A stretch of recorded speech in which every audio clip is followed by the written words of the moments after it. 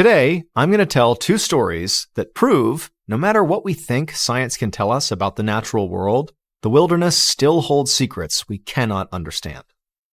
Today's episode is a very special extra episode. It's part of a new series I'm calling You Can't.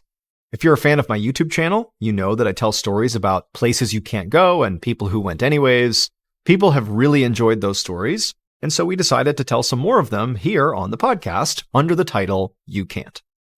But before we get into those stories, if you're a fan of the strange, dark, and mysterious delivered in story format, then you've come to the right podcast because that's all we do, and we upload twice a week, once on Monday and once on Thursday.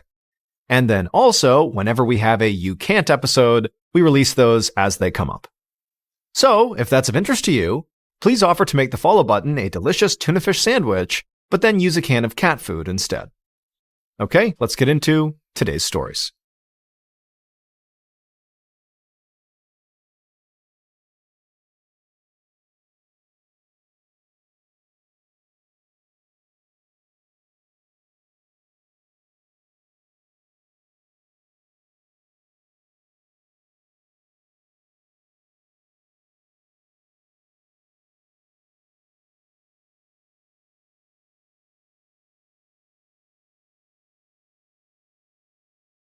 On the evening of January 3rd, 1991, a 40-year-old mountain climber named Yi Song felt the wind and snow whipping against his face as he stared up at a mountain peak jutting through the clouds high above him.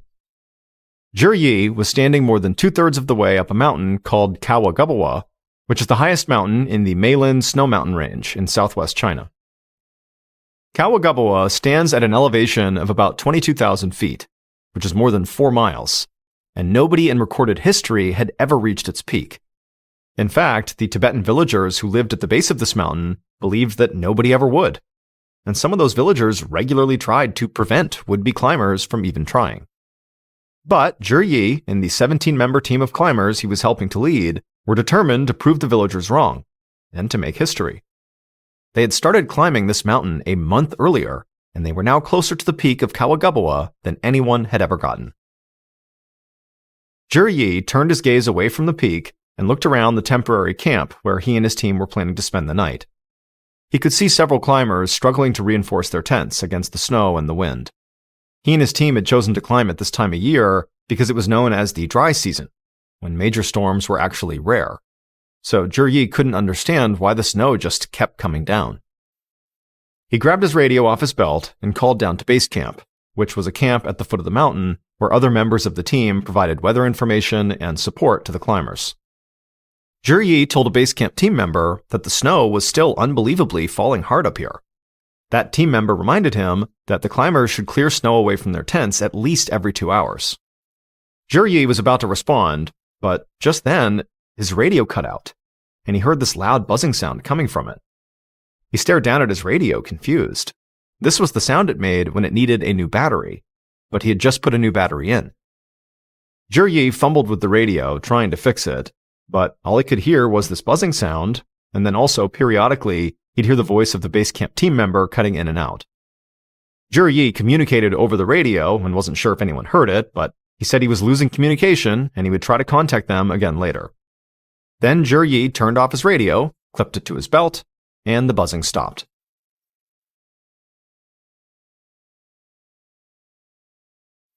As the sun finished setting, the wind picked up even more. Yi craned his neck upwards again, and he saw that the peak of Kawa had now disappeared in the snow and the darkness. Yi had done lots of difficult climbs in the past, and he was sort of used to running into problems right when he thought he was about to achieve his goals. That was just how mountains worked. All the planning in the world could not prepare climbers for everything. But for some reason, this felt different. This storm just didn't show any signs that it would ever let up. Yi lowered his head and walked towards a group of tents. He wanted to help his team clear snow away. But all of a sudden, Yi heard screaming coming from inside one of these tents. He and several other climbers moved as quickly as they could through the snow toward the sound. They stepped into the tent, and they saw a woman laying in her sleeping bag, and she was shivering uncontrollably, and sweat was running down her forehead. Yi knew this woman, who was one of several Japanese climbers on their team, had been dealing with a high fever for days, but now she didn't just look sick, she looked terrified. As soon as Juryi entered the tent, the woman stopped screaming, and she just started muttering. Juryi knew some Japanese, but he couldn't make out what she was saying. He looked around the tent, and he could tell that the other Japanese climbers who had come in were also confused by the woman's words. Juryi turned to one of them and asked, what is she saying? And in a little more than a whisper, the climber told Juryi the woman was saying, "Something is coming." Later that night, the storm began to reach blizzard conditions as Juryi made his way around the camp, checking on his team. As bad as the weather had gotten, and as alarming as the screaming Japanese woman had been, Juryi refused to panic. He believed if everyone just stayed calm and prepared, they could make it through the night. But he quickly realized he was the only one who felt this way. Each climber Juryi spoke to seemed as frightened as the woman with the fever. He tried his best to calm everyone down he spoke to, but nothing he did seemed to work. So eventually, he headed back towards his own tent to make sure it was secure. But before he got there, he heard more shouting. At first, Juryi assumed it was the woman with the fever, but he listened more closely and he could tell it couldn't be, because it was a man's voice. Juryi trudged back through the snow towards this shouting man's tent to see what was wrong, and when he stepped inside, Juryi felt truly scared for the first time since he'd come to the mountain. Inside the tent, Juryi saw one of the climbers sitting by a fire, pen and notebook clutched in his hands, and on his face was this wild look. His eyes were darting from one side of the tent to the other, and he would shout at something only he could see and hear. And then he would scribble furiously in his notebook. It was like he had lost his mind. Juryi was so unsettled that he just backed out of the tent, and as soon as he was outside, he turned and began rushing back through the snow towards his tent. However, as he was between tents, he heard this loud rumbling sound, almost like the banging of a drum, coming from high up the mountain. He froze where he was, terrified, and he heard the sound of trees cracking and splitting, and he knew this must be it. This is the avalanche. However, when Juryi looked up the mountain, expecting to see a mass of ice and rock barreling down the mountain towards them, all he could see was the falling snow and the black night sky. There was no avalanche.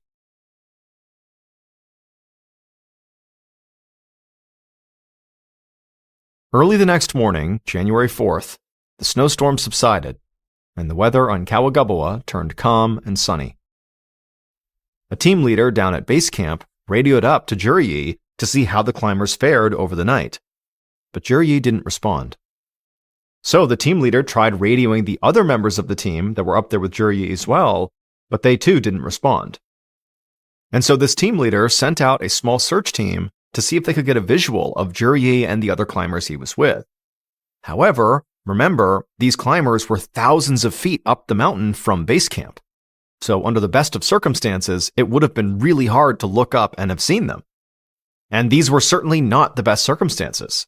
There had been this huge snowstorm over the night, a snowstorm that really wasn't even supposed to happen this time of the year, which made getting a visual on Juryi and his team nearly impossible. And so this team leader quickly realized that if the climbers had gotten lost up on the mountain, he didn't have the resources to mount an effective search. So he quickly informed multiple government agencies that his team was missing, and then the government took over. That day, the Chinese government launched a massive operation on Kawagabawa. Professional search and rescue teams worked with volunteers on the ground, and airplane and helicopter pilots circled the mountain. But after 2 weeks of this daily intense searching, it became clear Juryi and the rest of the climbers, along with any remnants of their camp, had disappeared. On January 22nd, so 18 days after the climbers had gone missing, rescuers abandoned the search, and the government issued an official statement. The statement said that while massive snowstorms were indeed rare for this time of the year, they were not actually impossible to occur. So officials said the storm likely caused an avalanche that wiped out the camp and buried the climbers somewhere they couldn't be found. Now, this explanation was very logical, and for most people, it marked the end of this very tragic story. But not for the villagers who lived at the base of Kawagabawa. These villagers, who didn't think anyone would ever summit the mountain, and who actively tried to stop those that did, they did not believe the official statement. They had a story of their own, which they were certain was the real explanation for what had happened to the climbers. And when the government issued its statement, these villagers tried to tell people that the government was wrong. And so, when climbers and tourists from all over came to Kawagabawa, these villagers told them what they believed actually happened, and how it would happen all over again if anyone tried to reach the mountain's peak. Now, most people dismissed the villagers' story as rumor or superstition, and that was a reasonable way to react to this, until 7 years later, when 3 shepherds from the village made a terrible discovery.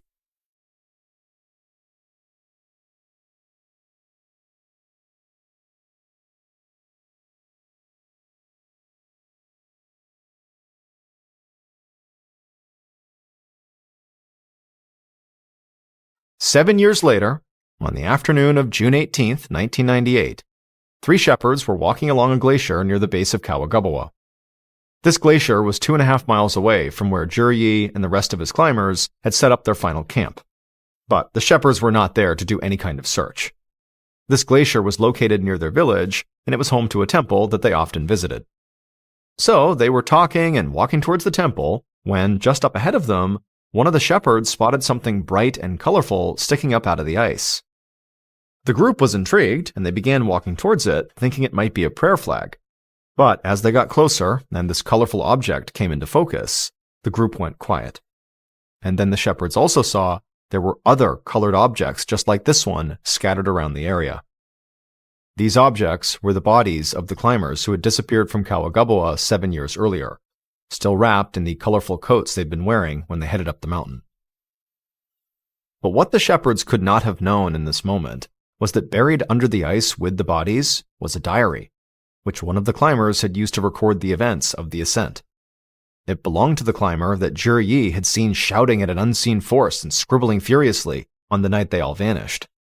And this diary would reveal that the stories the villagers told about Kawagabawa and the lost climbers were more than just legend.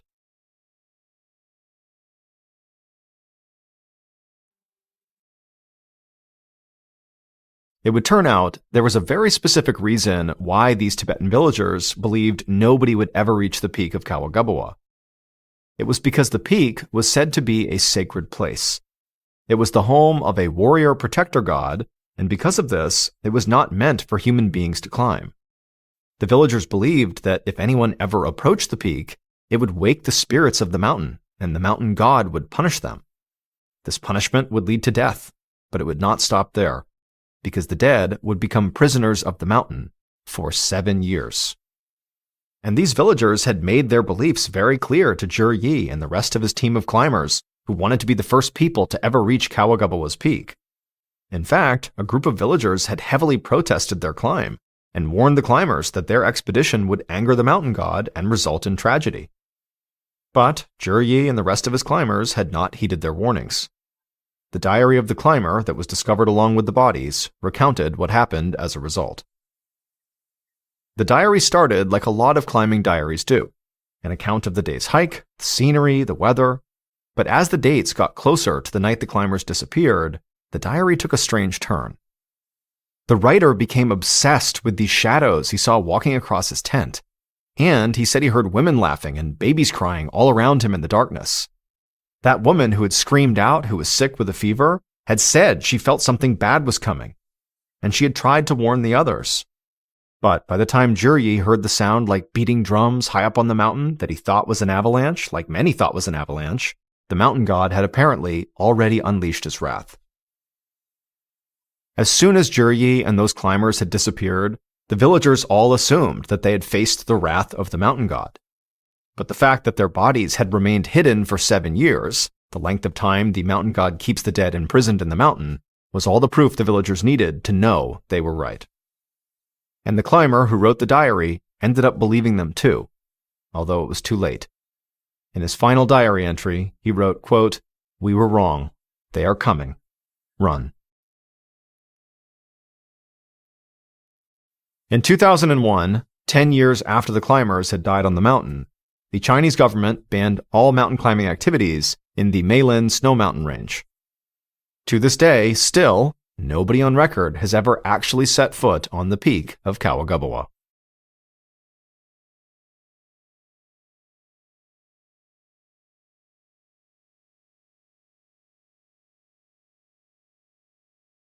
Our next story is called Something in the Bushes.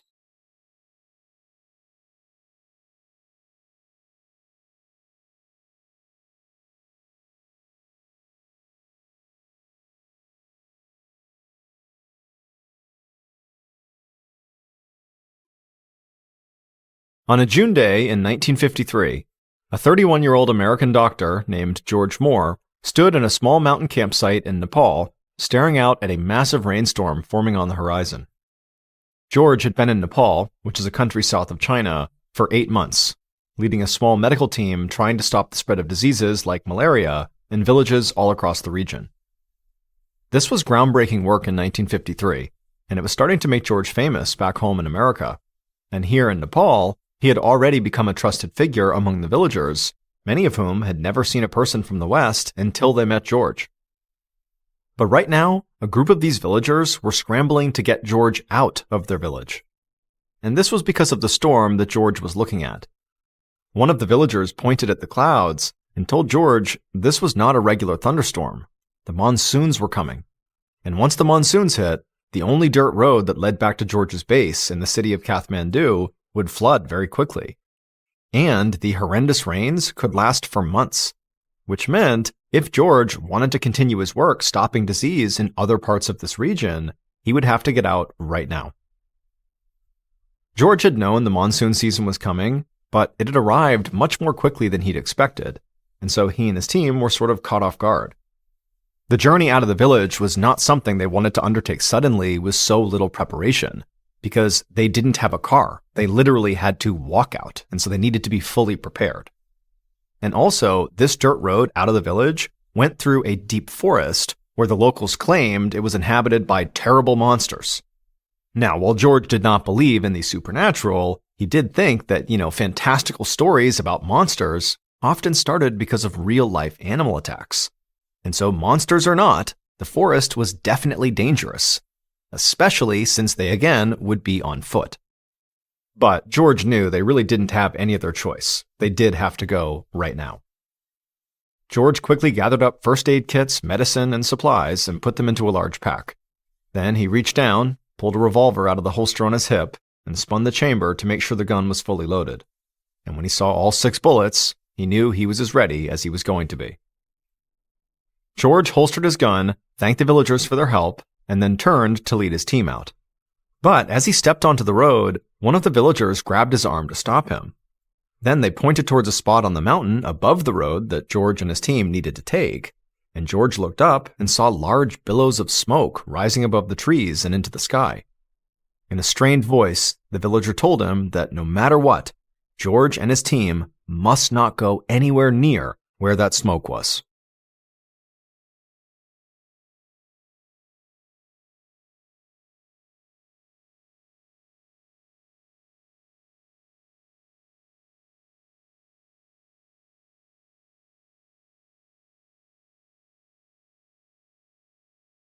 The storm continued to move in as George and his team began their journey. The men were getting wet and muddy, and the thunder was so loud it made their bodies feel like they were vibrating. But the rain really was not their biggest problem.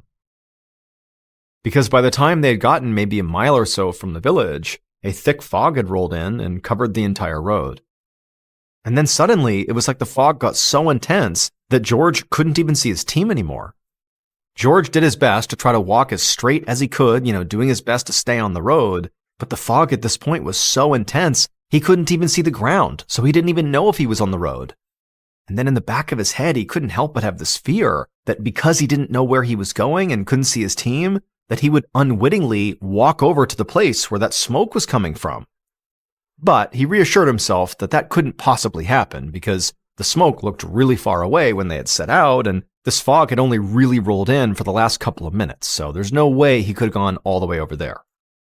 But as George stumbled along, bumping into trees and feeling totally disoriented, the fog only seemed to grow thicker.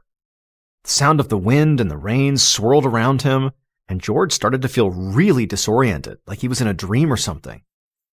Then this horrific shriek cut through the pounding of the rain and the howling of the wind. It didn't sound like a person.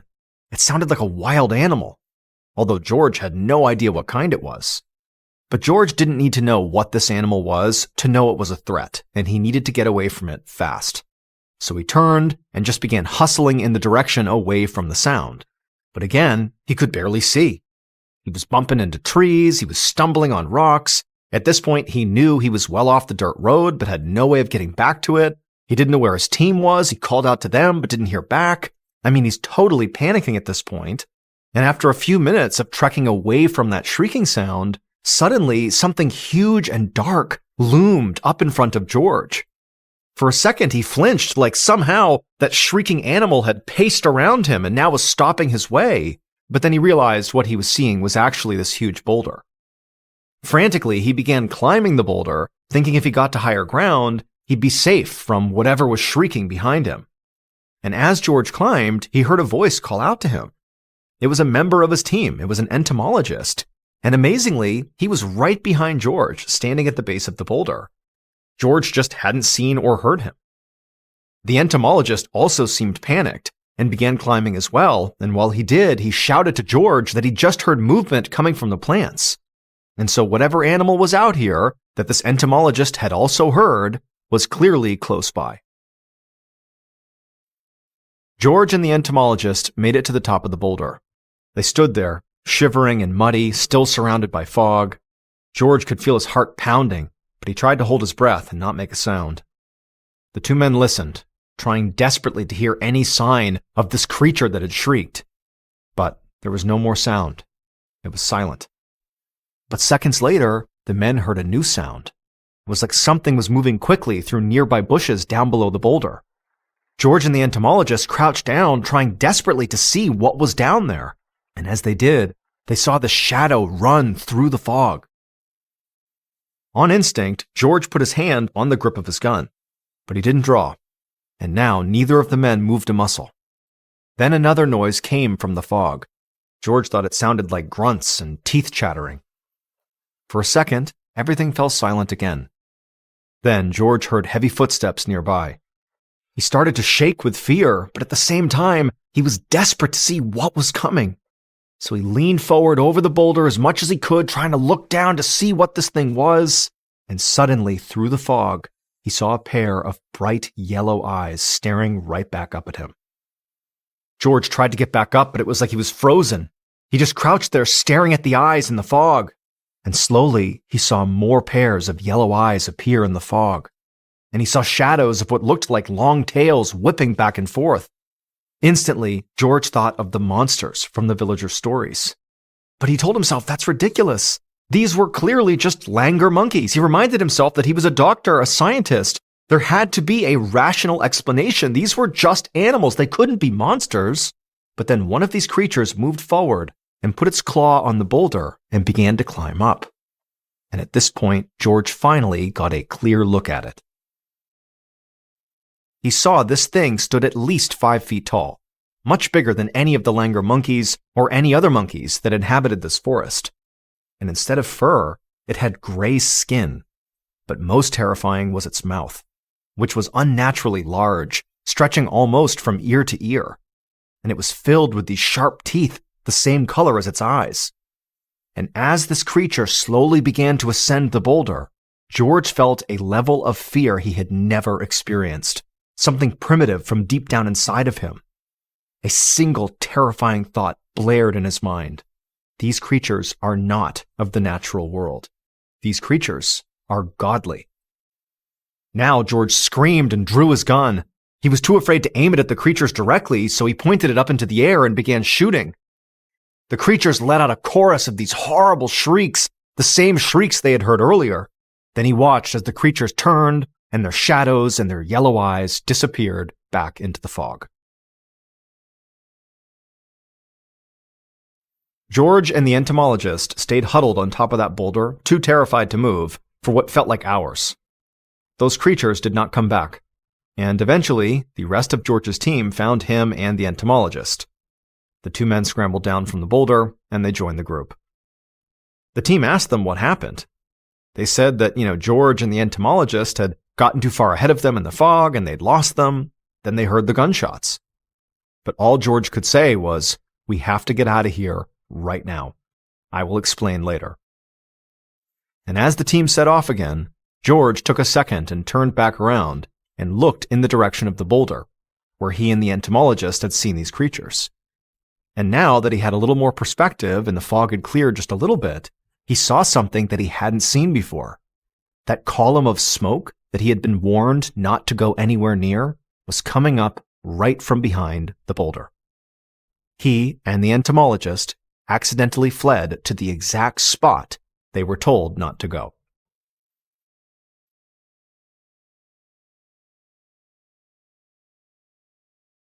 That night, after a long hike, George and his team finally made it to their base. And it was only when he was back in the safety of his camp, with friendly villagers all around him, that George was able to finally think clearly again about what he had just experienced, with the strange creatures in that place where the smoke was. He didn't know what to make of it. George was a United States Army veteran and a man of science. He didn't believe in monsters or terrible gods roaming the forests. But he told his story as accurately as he could to the villagers, hoping they would have some realistic explanation for what the creatures were. But what the villagers had to say only left George feeling even more unsettled. So George decided he was just not going to speak of what he had seen to anyone anymore. He had a bright future ahead of him as a doctor. He wasn't going to throw it away by making himself look crazy. And so when he got to America, and people asked him about his time in Nepal, he would tell them a wild story about this chance run-in with a group of langur monkeys. But the true memory of the creatures he actually saw out there, which were not langur monkeys, at least not to him, never left George. Their height, their yellow eyes, their huge mouths and sharp teeth, and the pure fear George had felt in their presence. George was a man of science, which made him want to forget this encounter. But he was also a man of truth, and so after spending years with these memories in his head, George came to believe that he had a duty to tell the truth about what he actually saw, no matter what the consequences were. And so in 1957, 4 years after his encounter in Nepal, Dr. George Moore published a first-hand account of what he had seen in a magazine article that was titled, "I Met the Abominable Snowman." In this article, he explained that the place on the mountain where the smoke was rising, where the villagers warned George not to enter, was called the House of the Gods. And the House of the Gods was home to the Yeti. A Yeti is an ape-like creature said to live in the Himalayas, and is similar to Bigfoot, but thought to be a bit shorter. In the West, the Yeti is often referred to as the Abominable Snowman. And in his article, George said he'd come face to face with a pack of them in Nepal. Telling the world what he'd seen did not adversely affect George like he'd feared. He went on to have a long, successful career and is still considered a pioneer in the field of medical outreach. And because of George's standing as a doctor and researcher, his encounter in Nepal has remained one of the most highly credible cryptid sightings in modern history. And so, as much as some explorers and scientists might think we can fully understand the natural world, both of these stories are proof that you can't.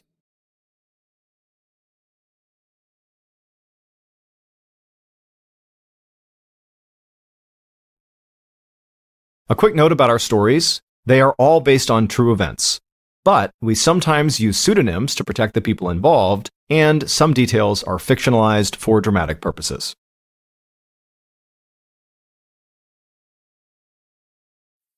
Thank you for listening to the MrBallen podcast. If you enjoyed today's stories and you're looking for more bone-chilling content, be sure to check out all of our studio's podcasts. This podcast, the MrBallen podcast, and also MrBallen's Medical Mysteries, Bedtime Stories, Wartime Stories, Run Fool, and Redacted. Just search for Ballen Studios wherever you get your podcasts to find all of these shows. To watch hundreds more stories just like the ones you heard today, head over to our YouTube channel, which is just called MrBallen. So that's going to do it. I really appreciate your support. Until next time, see ya.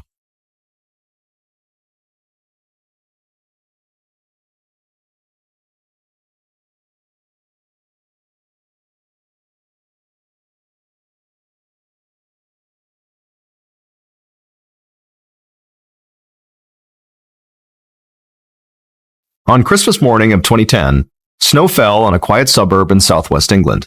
But just after 9 a.m., the quiet was shattered by the sound of police sirens racing through town. The police cars came to a screeching stop, and a veteran detective inspector stepped out into the cold.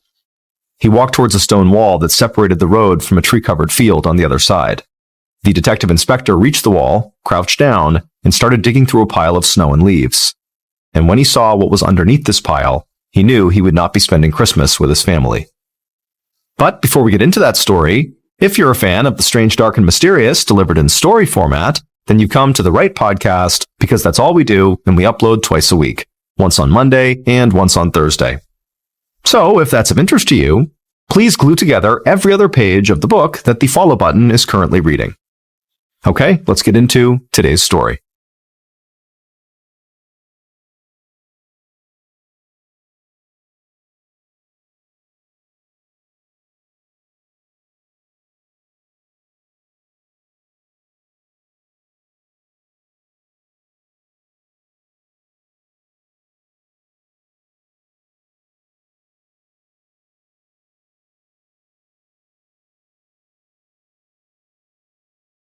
At 6 p.m. on Friday, December 17, 2010, a 25-year-old woman named Jo Yates sat drinking and listening to Christmas music at the Bristol Ram pub with some of her co-workers in Bristol, England. Jo, who was a landscape architect, and her co-workers were regulars at this pub. But tonight, they were there specifically to celebrate an early Christmas together. Jo sipped her cider and looked out the window at the falling snow. The sun had just set, and the snowflakes seemed to glow under the streetlights. This, along with the holiday decorations on the shops outside, made the whole street look like the cover of a Christmas card. Jo looked away from the window and joined in on the conversation with her coworkers, who were talking about their various holiday plans. Jo said she was very excited because this was the first Christmas she was going to spend with her boyfriend, Greg Reardon. Greg had gone on a weekend trip, but when he got back, they were going to spend a week with their family and then travel, just the two of them, to Scotland for Hogmanay, which is like a Scottish New Year's celebration. As Jo spoke about Greg, she couldn't help but smile. A few years earlier, she'd been a university student just trying to figure out what she was going to do with her life. And now she had a great job, she had a perfect little flat, and the man that she loved, Greg, had recently started talking about getting married. Life was perfect. At about 8 p.m., so 2 hours after Jo had gotten to the pub, she wished all her coworkers a happy Christmas. She got up from the table, put on her long cream-colored coat, and headed outside into the snow. It was cold, about 27 degrees Fahrenheit, or almost -3 degrees Celsius, but Jo was used to the winter weather. She pulled her coat collar up around her neck and started walking home to her flat, which was about a 30-minute walk away. After walking for a while, Jo ducked into a convenience store to grab a frozen pizza, and then after that, she went into a small shop called Bargain Booze and bought 2 bottles of cider. And so now, with her food and drinks in hand, Jo continued the walk home. She knew her flat would feel empty without Greg there, but she was still looking forward to spending a relaxing Friday night with her cider and her pizza, and of course, her cat. A little after 8:45 p.m., Jo finally approached her flat, which was a basement unit in an old stone house. Jo and Greg's landlord, a retired English teacher, lived in the unit right above them. Jo unlocked the outside door that led directly into her flat, and then she walked inside and put her food and drinks on the kitchen counter. She took off her coat and hung it on a hook near the door, slipped off her boots, and then called for her cat. But after calling for him, she didn't hear him clacking across the hardwood floor like she expected. She looked all around the flat, but she couldn't find him anywhere. Jo shook her head and went back to the kitchen. Her and Greg's cat was a bit of an escape artist. He frequently got out. Their landlord had found their cat in his place upstairs several times, and also the cat had even made it across the small front garden to their next-door neighbor's place before. And so Jo felt confident the cat would come home when it got too cold, and so for now, she just grabbed a cider, cracked it open, and sat down in the front room. And after she'd only taken a couple of sips, she heard a knock on the door. Jo hoped it was her landlord returning her cat, so she got out of her chair, opened the door, and when she saw who was there, she gave a huge smile.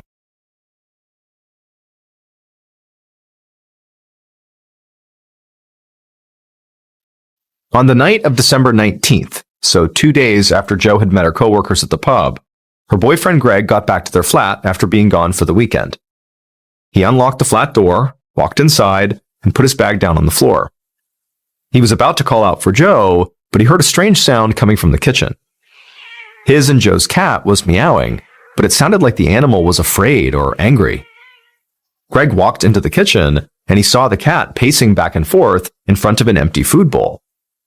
This was really strange, because Joe always made sure that bowl was full. And so Greg scooped some cat food out of the bag, dumped it in the cat's bowl, and then walked to the bedroom looking for Joe. However, she wasn't there. Greg figured she must have gone out with friends or something. He had messaged her when he was heading home, and he hadn't heard back yet, but he really hadn't thought much about it. However, when he stepped back into the front room, he actually looked around for the first time, and at this point, he did start to get worried. Greg saw Joe's coat, her boots, and her purse right there in the room. He knew how cold it was, and so Joe would never have left, at least not without her coat, and she definitely would not leave her purse behind. Greg grabbed his phone and called Joe, and as he did, he suddenly felt a chill come over him, because he heard the sound of her phone ringing inside of her coat pocket right in front of him. Now, Greg started to panic. Joe was one of those people who never went anywhere without her phone. And so he immediately dialed 999, the emergency number in the UK, and he told the operator that his girlfriend, Jo Yates, was missing.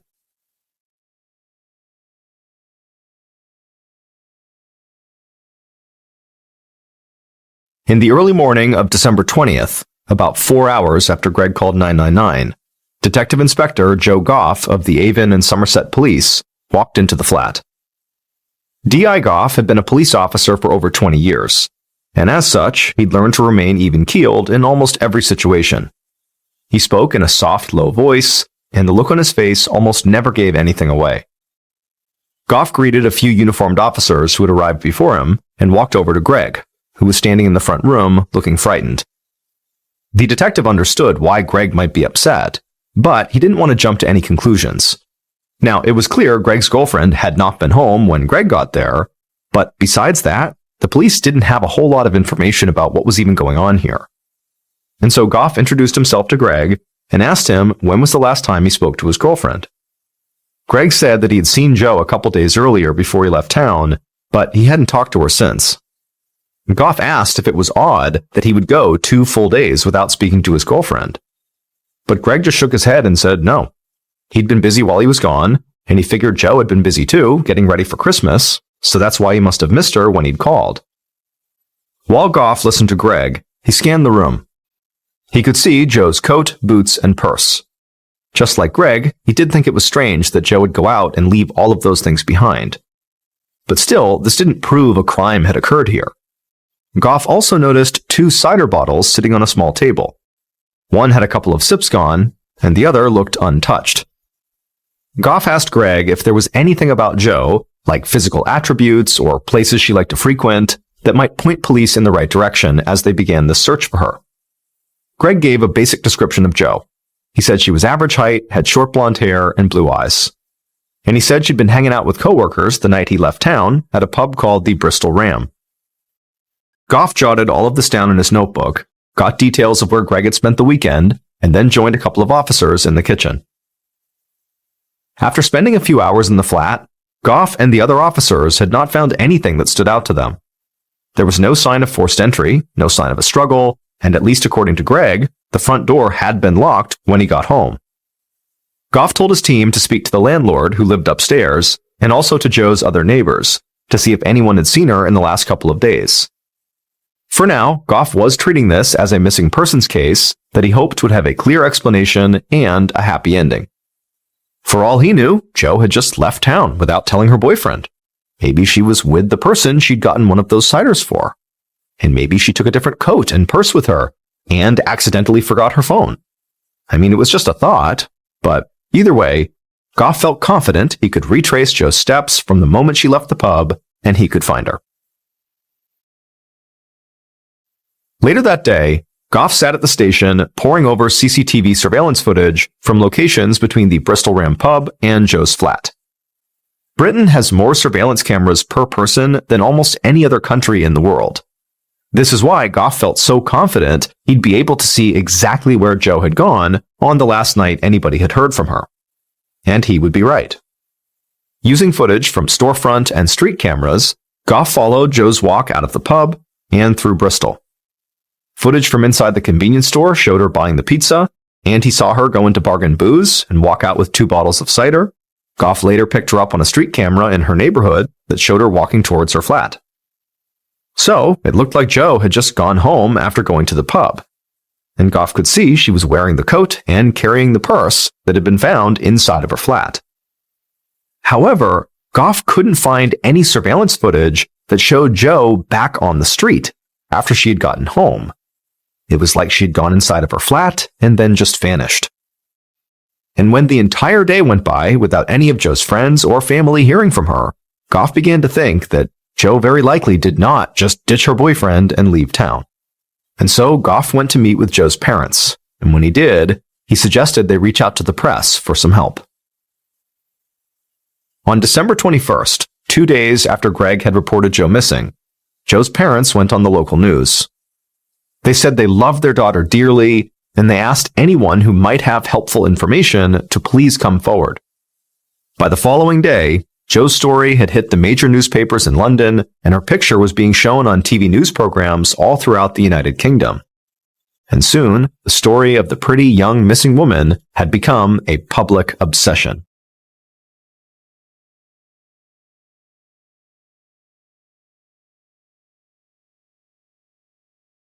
At 9 a.m. on Christmas morning, so over a week after Joe had gone missing, a couple was walking their dog down a snow-covered street that was about 3 miles away from Joe's flat. All of a sudden, the dog stopped, sniffed the air, and then looked over to the side of the road. The couple glanced in the direction the dog was staring, but all they could see was a stone wall standing several feet high that separated the road they were on from a field filled with trees on the other side. The man tugged on his dog's leash to try to get the dog moving, but his wife told him to actually stop, and then she walked over to the wall and knelt down to see what was there. And when she looked, she saw something bright buried beneath the snow in a pile of leaves. And as she leaned in closer, she screamed.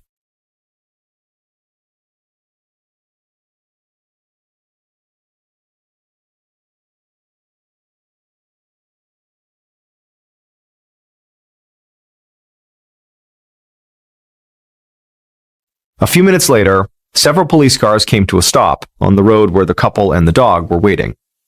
Goff got out of his car and walked right past the couple towards that wall. On the ground, he could see part of a brightly colored t-shirt and a frozen blue human arm. Goff put on his gloves, and he was quickly joined by several forensics officers. And together, they carefully dug into the snow and leaves until they revealed the frozen dead body of a young woman. As soon as he saw her, Goff closed his eyes and took a deep breath. He really was almost always unflappable, but seeing something like this, on Christmas of all days, just shattered him. Goff walked away from the body, collected himself, and then he called Joe's parents to tell them he believed he had just found their daughter's body. Later that morning, after the body had been positively identified as Joe's, Goff and several forensics officers stood by the wall, staring down at Joe. Goff wondered if maybe this was just a terrible accident. Maybe Joe had left her flat in a rush without her coat on, slipped on the snowy ground, and suffered some sort of injury that killed her, or that immobilized her and then she died of exposure. And because it had been snowing, her body would have quickly been covered and would have gone unnoticed. As Goff crouched down and searched the area around Joe's body, a few pieces of evidence jumped out at him. Joe was clothed, however, her shirt had been pulled up around her neck, exposing one of her breasts. He also saw bruising on her throat. And so right away, this did not seem like something that would happen from a fall. It looked like something that would happen in a sexual assault.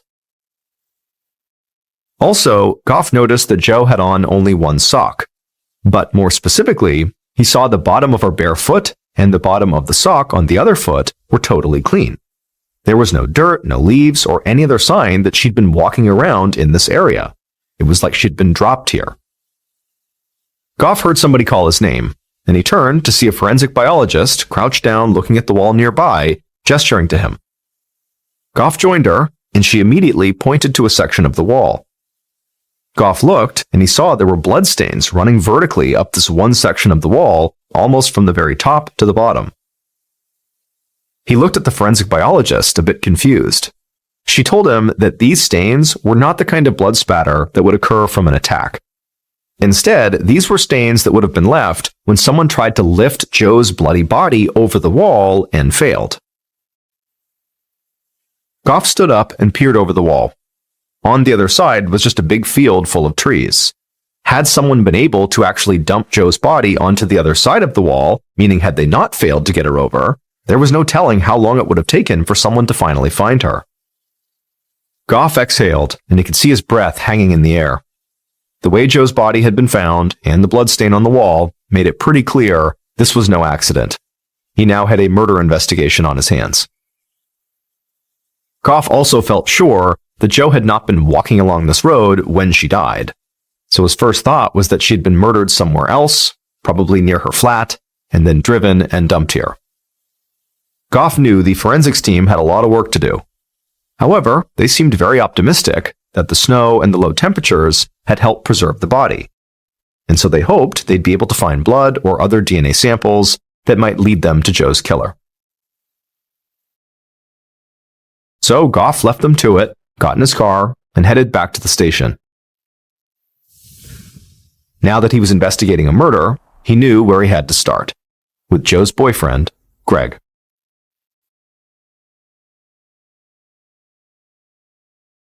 That night, so Christmas night, Goff sat across from Greg inside of an interview room, and the young man looked like a total wreck. He told Goff this was supposed to be the first Christmas he and Joe were going to spend together, and he couldn't believe this was happening. However, as upset as Greg was, he was very cooperative throughout the interview. He gave Goff all the details of his weekend trip again, he again told the story of what had happened when he first came home, and he agreed to submit DNA samples. After that, Goff let Greg go. Since Greg was the victim's boyfriend, the detective would not completely cross him off the suspect list. However, Goff had already followed up on Greg's alibi after they met that first time, and it had checked out. Also, because there was no surveillance footage of Joe after she had gone inside of her flat and then disappeared, Goff believed the only person who could have carried out this murder would be somebody who lived basically inside of that building that the flat was in, because that's the only way they would escape being seen on camera going in and out of her place. And because this case was now all over the news, lots of other people in the United Kingdom were beginning to speculate the same thing. The killer must have been inside of that building when Joe went into her flat. But before Goff could even decide what to do about this theory, he got a phone call. On the other end of the line, he heard the sound of an older man's voice who was speaking with a very proper, posh English accent, and this man quickly introduced himself as Chris Jeffries, Joe and Greg's landlord and upstairs neighbor. And Chris told Goff that he had seen the news about the discovery of Joe's body, and he believed he had information that would help. He said on the night Joe went missing, he had seen a few people he did not recognize walking along the side of the house. In the days following this phone call, Goff followed up on the details of Chris's story, and the detective got the feeling that the landlord was not telling him the whole truth. The landlord, Chris, had been aware of the investigation since the moment police showed up after the 999 call. In fact, members of Goff's investigative team had taken a statement from Chris because he owned the building Joe lived in and was her upstairs neighbor. Now it struck Goff that during that initial meeting, Chris had not mentioned these strangers he'd supposedly seen near the house. Chris had also told investigators that on the night Joe went missing, he said he'd spent the entire night at home. However, since that initial conversation, Goff had reviewed additional surveillance footage. And late on the night of December 17th, the last night anyone had seen Joe alive, Goff saw a car on that footage that looked a lot like Chris's car driving across a nearby suspension bridge, indicating he had not been home the whole time. So, on December 30th, 5 days after Joe's body was discovered, Goff met Chris at the police station and escorted him directly to an interview room. Chris had long white hair, and he wore a sports coat and carried this small leather satchel. He sort of looked like an eccentric professor. Goff sat down at a small table across from Chris, and asked him how his relationship with Jo had been. Did he have any issues with her? But Chris just shook his head. He said Jo and Greg were a nice couple and good tenants. He said the worst he could say about them was that sometimes their cat got out and found its way upstairs to his place. Goff asked Chris what he'd been doing on the night of December 17th, the night that Jo went missing. Chris immediately looked confused. He said he'd been home the whole night and hadn't seen anything unusual, just like he'd already told police. Now, Goff didn't raise his voice or even change his facial expression, but he said to Chris, "Hey, that's not true." Chris had called and said on the phone that he had noticed some unusual strangers walking by the house. And so he asked Chris, why hadn't he told the police about those people when they first spoke to him? Now, a worried look came across Chris's face. He said he had only come here to help, but now it felt like he was being accused of something. But Goff just asked him again, why hadn't he told the police about the people he saw by the house? Chris kind of shook it off. He said it was the holidays and people in the neighborhood were having parties, so it didn't seem strange to him at the time that people were walking by the house. For a minute, there was just silence between the two men. And then Goff finally said, on December 17th, surveillance cameras had caught a car that looked just like Chris's car driving across the suspension bridge that was the main route between Jo's flat and the location where her body was found. Chris looked totally stunned. He said there had to be a mistake. He never left his flat that night.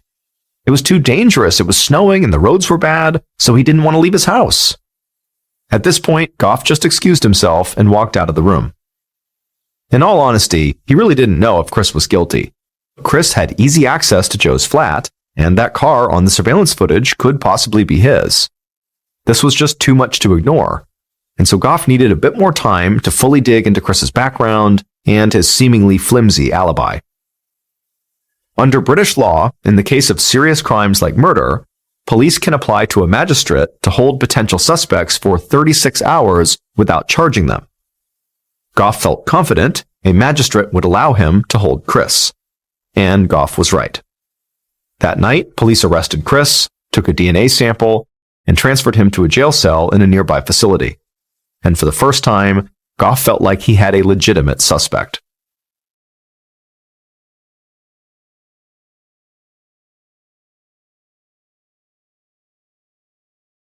The following morning, which was New Year's Eve, Goff sat at his desk staring at the front pages of multiple tabloid newspapers. Goff was very annoyed, because despite all of his team's efforts to hide it, news about Chris's arrest had gotten out. Goff flipped open one of the papers, and as soon as he did, he got even more upset. The paper had basically decided that Chris had murdered Jo. It was not just that he was arrested, but no, he was the killer. And their proof? Well, just how he looked and how he spoke. However, as upset as Goff was about this, the tabloid headlines actually ended up benefiting his investigation. Because that morning, while Goff waited to secure a search warrant for Chris's flat, he got a phone call. This caller said his name was Vincent Tabak, and he lived in the building right next to Jo's, that also happened to be owned by Chris. Vincent said he had seen Chris's car earlier that night facing one direction, and the following morning, Chris's car was facing the opposite direction. When Goff heard this, he started to get excited. If he could prove Chris was lying about staying home on the night Jo went missing, he might be able to definitively link Chris's car to the one he'd seen on the suspension bridge in the surveillance footage. After Goff hung up, he immediately asked a detective on his team to follow up with Vincent to see if he might have seen or heard anything else that night. And then soon after that, Goff got the approval for his search warrant, and so he and his team headed over to Chris's upstairs flat. It was New Year's Eve, and as Goff drove across town, he believed he might actually be able to close this case before people all across the country popped open champagne bottles and welcomed in 2011. When Goff and his team walked inside of Chris's upstairs flat, it felt like they'd stepped into a library. The walls were lined with shelves that were overflowing with old books. Goff told his team to split up and begin their search. And it didn't take long before one of them called out from the kitchen. And so Goff and the other officers walked into the kitchen, and they found that officer sitting on the floor, holding something that he'd found tucked under one of the kitchen cabinets. When Goff bent down to get a better look, he thought he was looking at the smoking gun that would wrap this case up. because the officer on the floor was holding a pair of trainers, the British word for tennis shoes, and one of these trainers looked like it was stained with blood. Even the normally calm and collected Goff could not hide his excitement. Between this shoe, the call from the next-door neighbor, and the surveillance footage from the bridge, Goff felt like he was close to having enough evidence to build a strong case against Chris. And so officers bagged the trainer and had it sent off to the crime lab for expedited testing. And by the following day, which was New Year's Day of 2011, the lab came back with the test results. And on the same day, the lab also reported that they had run tests on DNA samples they'd found on Joe's clothes and skin. And when all these test results came in, Goff knew that they had found Joe's killer.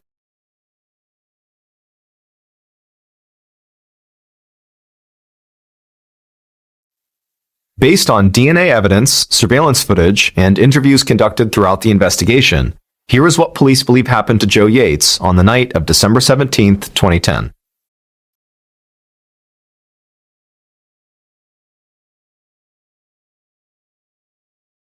Around 8:45 p.m., the killer stood outside of Joe's front door holding her cat. The killer clutched the cat close to their chest so it wouldn't dart off, and then knocked on Joe's door. Joe opened the door, saw the cat, and immediately smiled. She apologized for the cat's behavior and thanked the killer for bringing her cat back. The killer said it was no problem, leaned in through her door and put the cat down, and as the cat trotted off towards Joe's kitchen, the killer lunged at Joe, pushed her further into the front room, and slammed the door behind them. Joe screamed, but the killer immediately covered her mouth while they shoved her through the flat towards the bedroom. Joe tried to fight back, but it was happening so quickly, and the killer threw her onto the bed, pulled her shirt up around her neck, and grabbed at her chest. Joe struggled, and one of her socks fell off in the fight. The killer tried to keep her pinned down, but Joe let out this loud scream, desperately hoping somebody would hear her and save her. The killer panicked and punched her in the face. Blood ran down Joe's cheeks. Then the killer just wrapped their hands around Joe's throat and squeezed. They sat on top of Joe, strangling her violently for over 20 seconds until Joe stopped breathing and died. The killer got off the bed and walked to the front room. They could hear the cat walking around in the kitchen, but other than that, there wasn't any noise coming from the outside. The killer took a steadying breath, hoping they had somehow managed to keep Joe quiet enough to not get detected. And so the killer just sort of stood there for a long time, listening and planning their next move.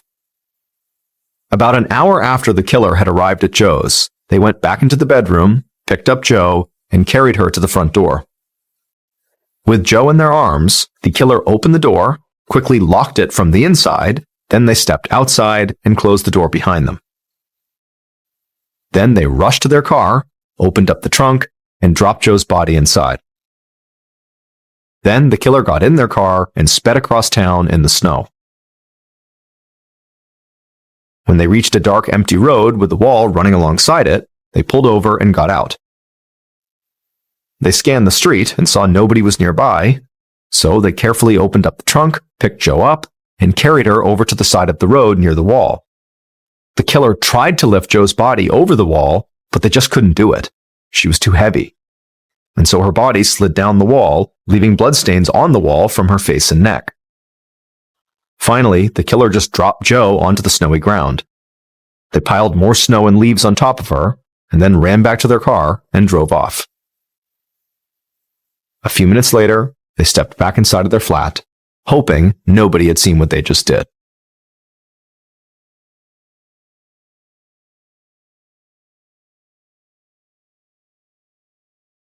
Despite what some people in the media had already decided, Joe's landlord, Chris Jeffries, had nothing to do with Joe's murder. It would turn out Joe's next-door neighbor, Vincent Tabak, had killed her.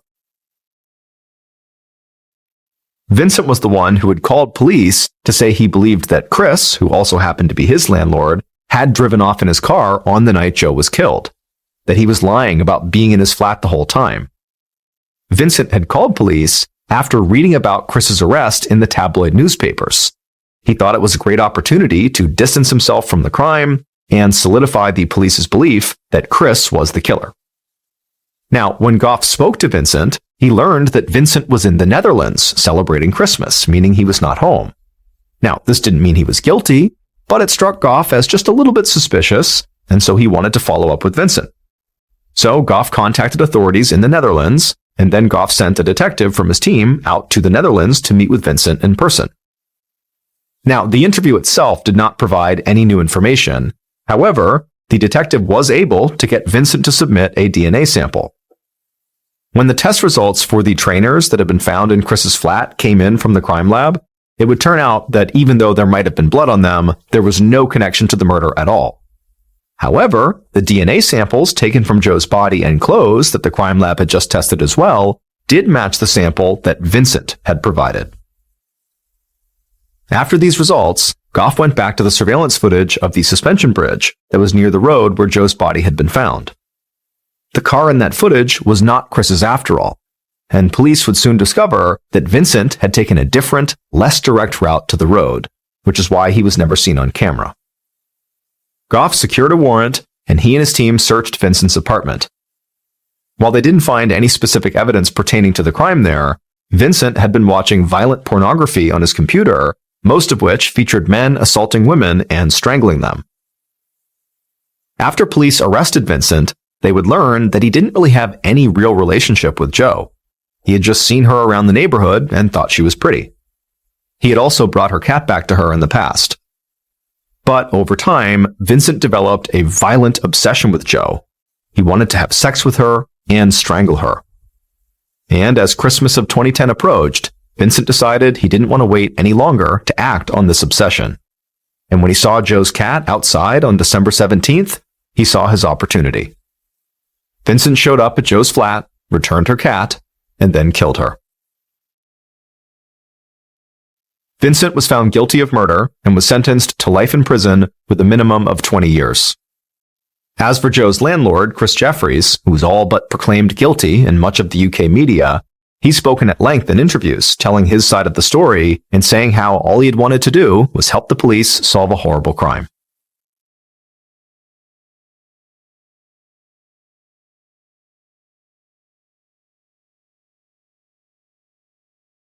A quick note about our stories. They are all based on true events, but we sometimes use pseudonyms to protect the people involved, and some details are fictionalized for dramatic purposes.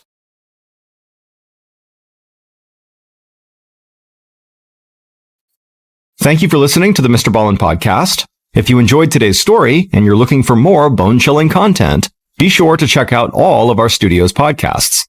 This podcast, the MrBallen podcast, and also MrBallen's Medical Mysteries, Bedtime Stories, Wartime Stories, Run Fool, and Redacted. Just search for Ballen Studios wherever you get your podcasts to find all of these shows. To watch hundreds more stories just like the ones you heard today, head over to our YouTube channel, which is just called MrBallen. So that's going to do it. I really appreciate your support. Until next time, see ya.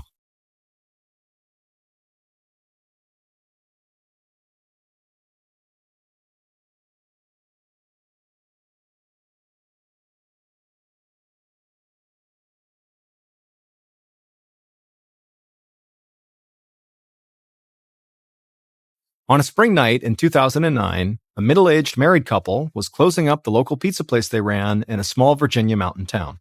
The husband walked to the back of the restaurant and grabbed a large bucket of ice. He carried the bucket out the back door and dumped the ice into the grass.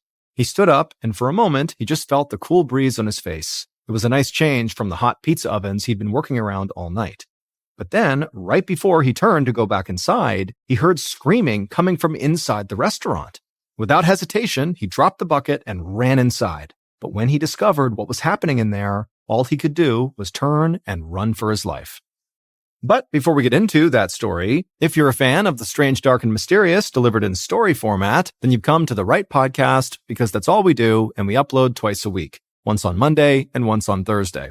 So if that's of interest to you, tell the follow button you have a hilarious joke, and then spend 20 minutes on the setup, but then never give them the punchline.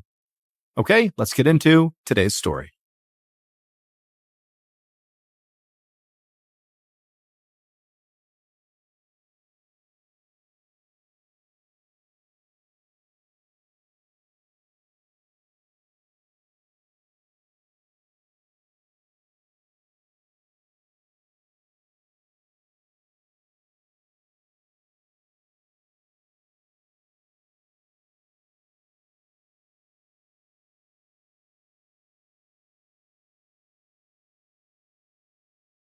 On Sunday night, March 29th, 2009, 48-year-old Valerie Looney pulled a fresh hot pizza from an oven at Pizza Plus, a busy restaurant in a small mountain town in Tazewell County, Virginia. Valerie slid the pizza onto a serving tray and then walked around the front counter and delivered it to a booth filled with local police officers. The officers thanked Valerie by name and then dug into their pizza. Valerie checked on the other diners, who had filled up almost all of the booths inside the restaurant, and then afterward, she headed around the front counter and went back into the kitchen. And there, she saw her husband, Harvey, standing by one of the pizza ovens. Valerie was short with cropped brown hair, and Harvey was a big guy with gray hair and a bushy beard. But despite the huge differences in their physical appearances, everybody who knew them thought they had always looked perfect together. Harvey pointed to the clock hanging on the wall by the oven, and he grinned at his wife. He said it was only a few more hours until their 29th anniversary. Valerie smiled back and then jokingly told Harvey to get back to work. Valerie had been the manager at Pizza Plus for over 10 years, and her husband Harvey had been working for her for the past 7 years. The couple knew a lot of people would shudder at the thought of working alongside their spouse day in and day out, but it was actually what Valerie and Harvey had always wanted. In fact, while other people might dream about, making a ton of money or traveling the world, all Valerie and Harvey ever wanted was just to spend as much time together and also with their son Chris as possible. And so Valerie and Harvey working together accomplished a portion of that goal.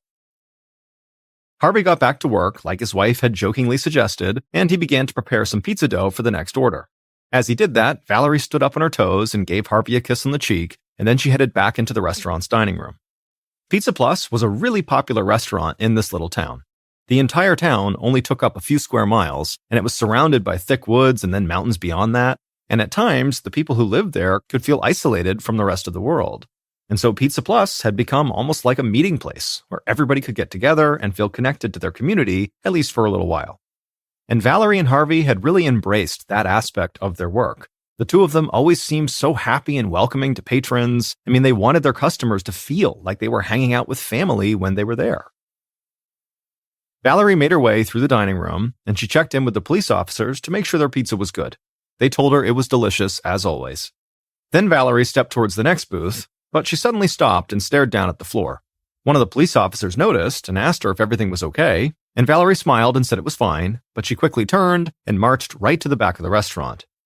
When she got there, she stepped into the supply closet near the back door, and she saw her employee, Brian Lee, bent down and stocking some shelves. Brian heard his boss approaching him, so he slowly stood up and he turned around. Brian was in his 20s, and he towered over Valerie. Brian asked Valerie what she wanted, and she told him that before he went home tonight, he would need to make sure he mopped the floors in the dining room really, really well, because she was just out there and they looked so dirty. Brian slowly exhaled and had to stop himself from snapping at his boss. Then he just said, "Okay, I'll mop the whole place after we close." Valerie could tell Brian was annoyed at her, but he was always annoyed when he was at work. For a second, Valerie thought about scolding him, but she stopped herself. Instead, she just thanked Brian and then turned and walked back to the front counter. Pizza Plus stayed busy the whole night until they closed around 10 p.m. Valerie and Harvey said goodbye to the last of their customers, and when the dining room was empty, Valerie walked to the counter and opened up the cash register. And while Valerie counted the money and did the paperwork for the night, Brian trudged out to the front of the store and began mopping, and Harvey cleaned up the kitchen and the back of the restaurant. And at some point, after cleaning for a while, Harvey picked up a large bucket of ice and shouted towards the front of the store to Valerie that he was going out back to dump the ice. Valerie responded by saying that Brian was finished with the mopping and she was almost done with the paperwork, so when he was done, they could leave. Harvey carefully picked up the ice bucket, walked out the back door, and dumped the ice onto a small patch of grass. And after he was done, he set the bucket down and Harvey just bent over at the waist, trying to catch his breath. He hated to admit it, and he would never want his wife or his son Chris to see him like this, but even the smallest physical tasks, like dumping this ice, had really started to wear Harvey out. And so after standing outside in private for a couple of seconds there, Harvey was about to go back inside when suddenly he heard screaming coming from inside the restaurant. And so instantly Harvey charged back inside, and the second he did, the screaming got louder and louder, and he called out for his wife. But then a second later, the screaming completely stopped, and the entire restaurant went completely silent.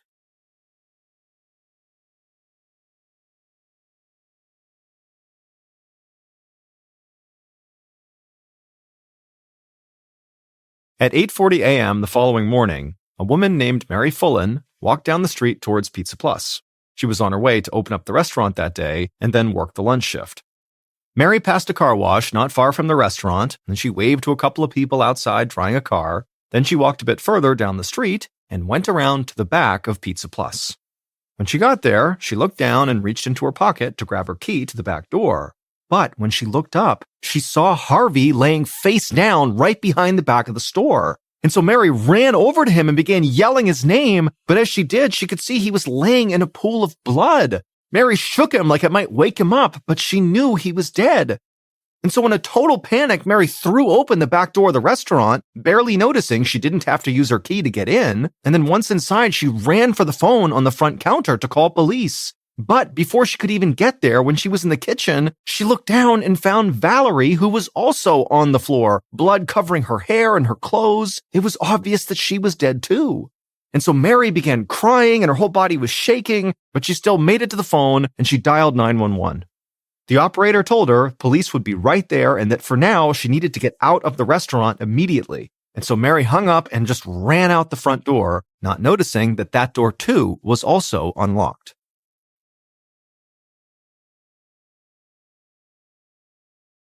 A few minutes later, the Tazewell chief of police, David Mills, pulled up in front of the Pizza Plus and just sat there in his car for a minute. When the call had come into the station, Mills and the small group of officers who worked under him couldn't believe it. They all knew Valerie and Harvey really well. In fact, they usually went to Pizza Plus as a group at least a few times a week. Mills looked out his windshield and he saw a couple of officers from the county sheriff's department standing with Mary in front of the restaurant, the woman who had called this in. Mills took a long, deep breath, then stepped out of his car and went up and joined them.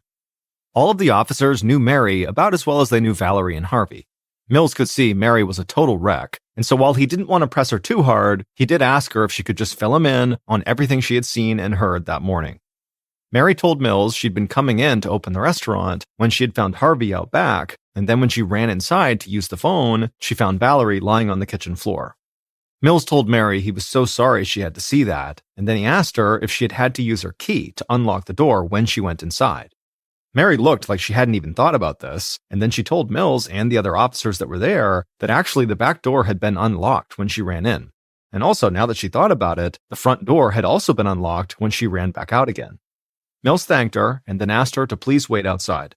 Then Mills and one of the county officers put on their gloves and walked into the restaurant. The sight of Valerie laying there on the kitchen floor, surrounded by a huge pool of blood, almost knocked Mills back. He had known Valerie for years, and he couldn't remember a single person ever speaking badly about her. It might sound foolish to people outside of the area, but as the manager of the local pizza place, Valerie was a huge part of this community. And sometimes, after a bad day, a good slice of pizza and a great conversation with Valerie could turn everything around. Mills and the county officer went over and knelt down and began to examine Valerie's body, and it was even worse than they thought. Valerie had several horrible wounds on her head and neck. In fact, she had been attacked so violently that she had almost been decapitated. After a moment, Mills and the other officer stepped back from the body, and they both just could not believe what they were looking at. This was not a town where homicides happen very often. And for these two officers, and basically all the officers on site, they had never dealt with anything this gruesome. Mills and the other officer collected themselves, and then Mills noticed that from where he was standing, he could see the front counter. And he noticed at the front counter was the cash register, and the drawer was open, and it appeared to be empty. So Mills's first thought was that somebody had come in to rob the place when Valerie was counting cash and closing for the night.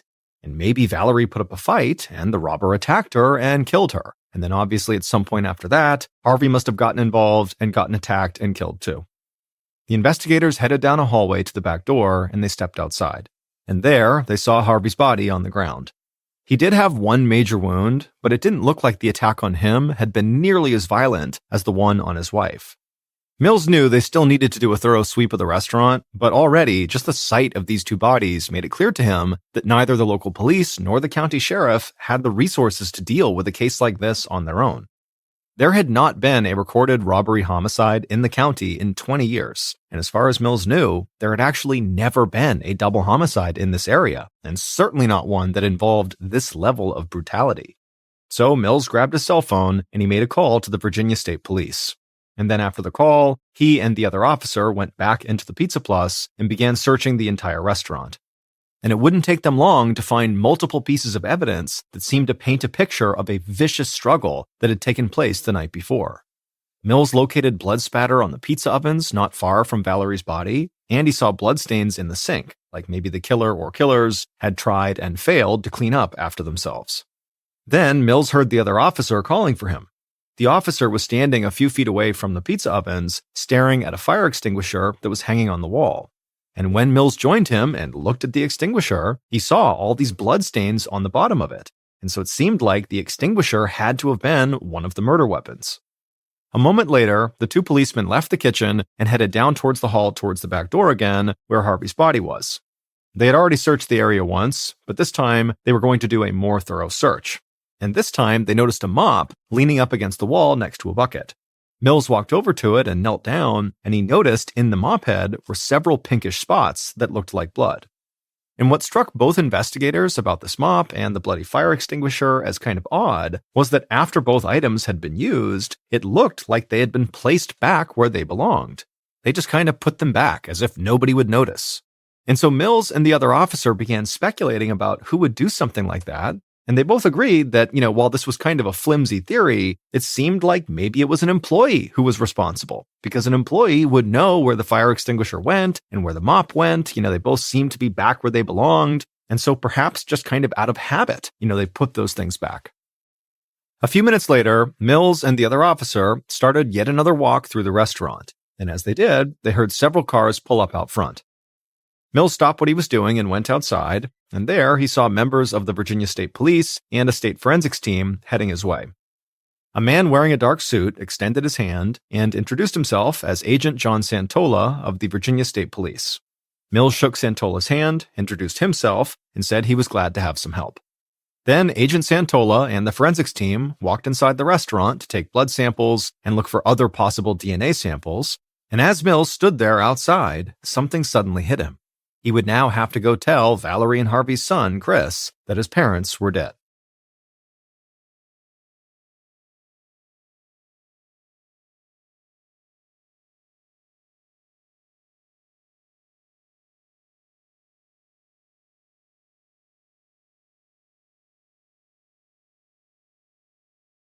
While state police searched the Pizza Plus, Mills and the county officer drove across town to the small trailer where Valerie, Harvey, and Chris had all lived together.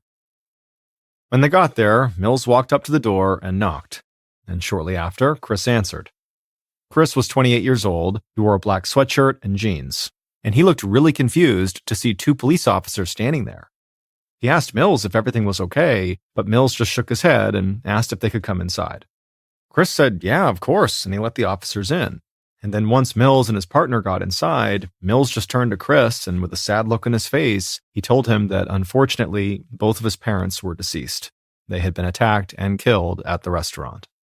For a moment, Chris just stared at Mills like he was in total shock, and then he began shaking his head and said, no, that doesn't make any sense. Today, his parents were out of town on a trip for their 29th wedding anniversary.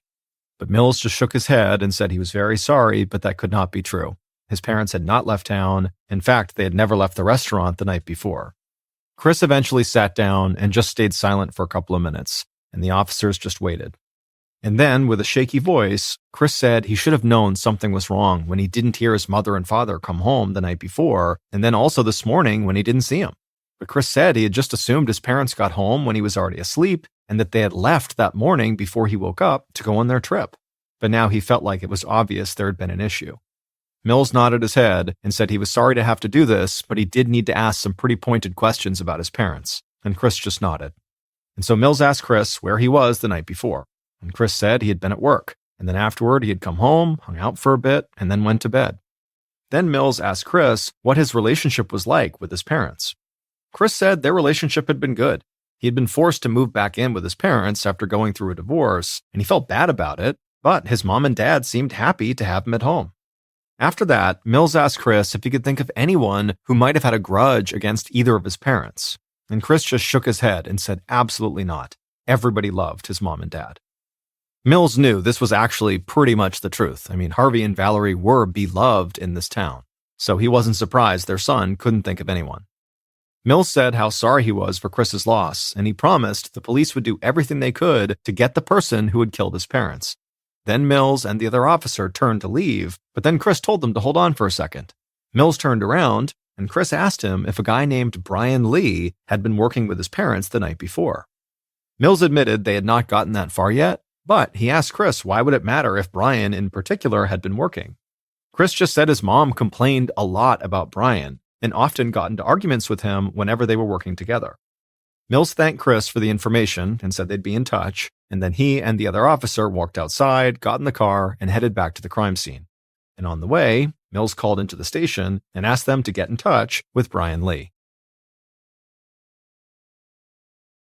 On March 31st, so 2 days after Valerie and Harvey's murders, Police Chief Mills and Agent Santola met Brian Lee as he walked into the local police station. Brian was young and very tall, and he already looked like he wanted to turn around and make a run for it. The news about the murders had spread through town almost as soon as cop cars started pulling up to the Pizza Plus, so Brian knew exactly why he'd been brought in. Mills and Santola led Brian to a small interview room, and inside was a table and chairs. Brian sat down on one side, Mills and Santola sat down on the other. And pretty much right away, what investigators noticed was Brian just could not sit still. And then, before the interview really even got going, Brian said something that totally threw off Mills and Santola. Brian wanted to know how much cash the killer had taken from the register. Now, nobody had told Brian that the register had been robbed, but the investigators knew this news could have gotten out pretty easily. Still, they were surprised that Brian's first question, when two people he worked closely with had been murdered, was about the money in the register. Agent Santola said they couldn't discuss those details with Brian. And then after that, he asked Brian to please talk them through the last time he had seen Valerie and Harvey. Brian said he'd been working with the couple on the night they were killed, and the place had been pretty busy. Then, once they closed, he said he mopped the whole restaurant, just like Valerie had told him to do, and then after that, he clocked out and he left. Now, right away, the mop stood out to Mills because they had found blood on the head of the mop.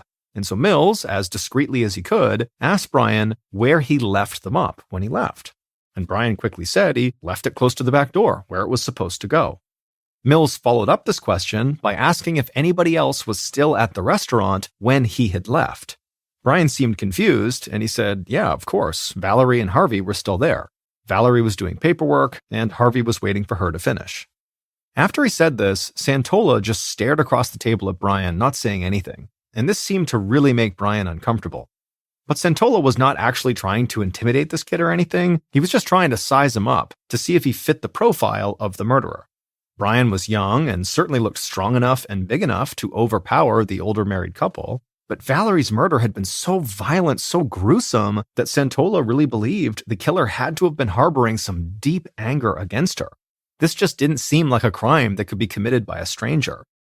Santola finally broke his silence and asked Brian if he'd recently had an argument with Valerie, and Brian responded by laughing. Santola and Mills looked at each other confused. This was not the response either of them had expected. But then Brian explained and said that he and Valerie had a whole bunch of arguments all the time, because in his opinion, Valerie was a really tough manager and she was always riding him at work.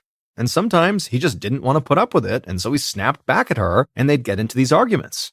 But then Brian noticed the investigator's reaction to his laughing, and he quickly stopped laughing and got a much more serious look on his face. And then he clarified by saying that, he might not have liked Valerie as a boss, but he would never hurt her. That was crazy. A lot of people don't like their bosses, but they don't kill them. Santola and Mills would follow up with a few more questions, and then eventually they would tell Brian he could leave.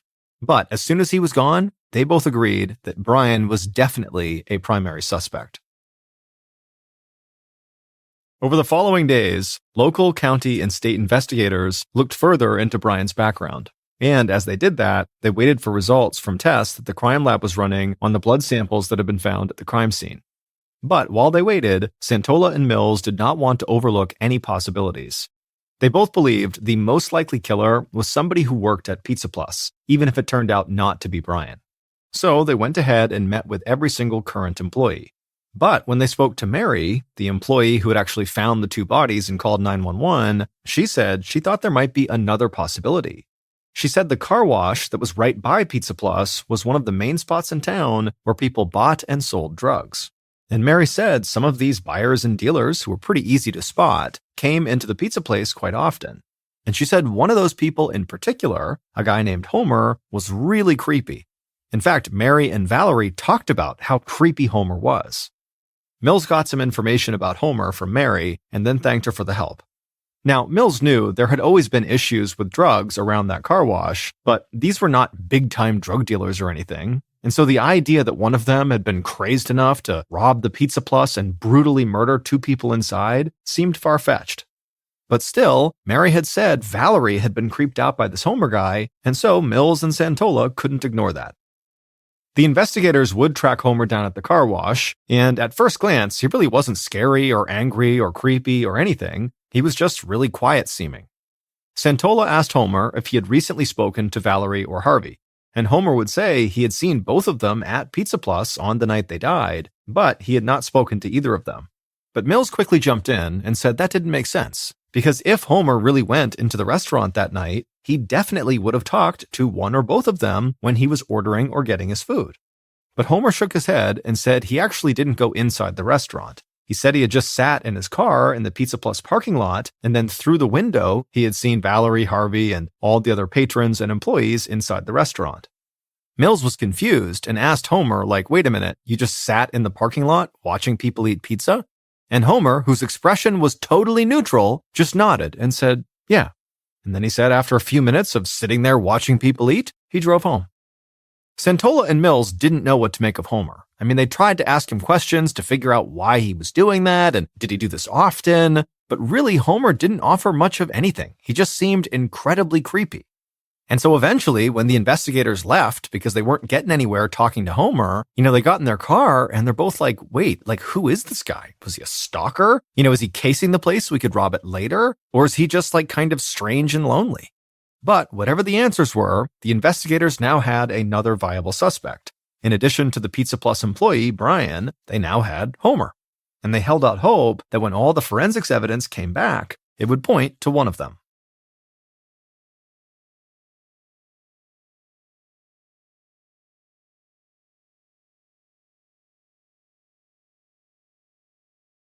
On April 3rd, 2009, so a week after the murders, Pizza Plus was once again filled with laughter and conversation. The crime scene had been cleared, and now this was a gathering place once again. But this time, the community had come here not to eat pizza, but to pay their respects to Valerie and Harvey. There had been a funeral service for the couple at a local church, but everybody who knew them knew this restaurant is where they would want people to come, and they would also want people to have a good time. So Valerie and Harvey's son, Chris, and other members of the family thanked everyone for coming in and encouraged them all to take up seats in all the booths and just start sharing stories of all their favorite memories with the couple. And so over the course of the day, several local and county police officers came by the restaurant. Now, it's actually common for police to attend funerals of murder victims, basically to study the actions of people who were close to the victim, to look for suspects, but that was not why most of the cops were here today. So many of them had spent several nights a week in Pizza Plus, eating pizza and chatting with Valerie and Harvey. It was part of their routine. And so the officers were here to honor their memories, same as everybody else. In the days and weeks that followed the funeral and that memorial service inside of the restaurant, investigators continued to pursue 2 different theories. The first theory was that Brian, or another Pizza Plus employee, had some issue with Valerie or Harvey or both, and they carried out the murders as a result of that. The other theory was Homer, the man who had watched Valerie through the window from the parking lot, who also was involved in drugs, could have killed Valerie and Harvey because he was robbing the place for drug money. Or maybe he killed them for, some other motive that had not been discovered yet. And so police interviewed and re-interviewed everybody working at Pizza Plus, and they also expanded their search to include former employees. And simultaneously, they looked into people who were associated with Homer. But none of these interviews really led anywhere. And to make things worse for investigators, the test results from the crime lab came back as inconclusive. The forensics team had identified the victim's blood in the restaurant, but they could not find clear DNA samples pointing to anybody else. Eventually, Agent Santola got called away from the case to work on other state police business, and the case really began to weigh even heavier on Police Chief Mills, who now was basically running the investigation on his own. And pretty quickly, Mills began to lose sleep over this case. He felt like his team was always so close to solving the crime, but no new concrete evidence ever appeared, and so they never had enough to pin the murder on any of their suspects. Months and months went by, and then years went by, and still Mills could not figure out who killed Valerie and Harvey. And then eventually, when still this case had not been solved, Mills retired. And so with Mills gone and no new leads coming in, this double homicide became the only cold case in Tazewell County. And so family and friends had all but given up on the chance that Valerie and Harvey's killer would ever be brought to justice. But then, years after the murders, a new police chief and a new county sheriff decided that reopening and solving this cold case had to be their top priority. And they made a decision that would finally crack the whole thing wide open.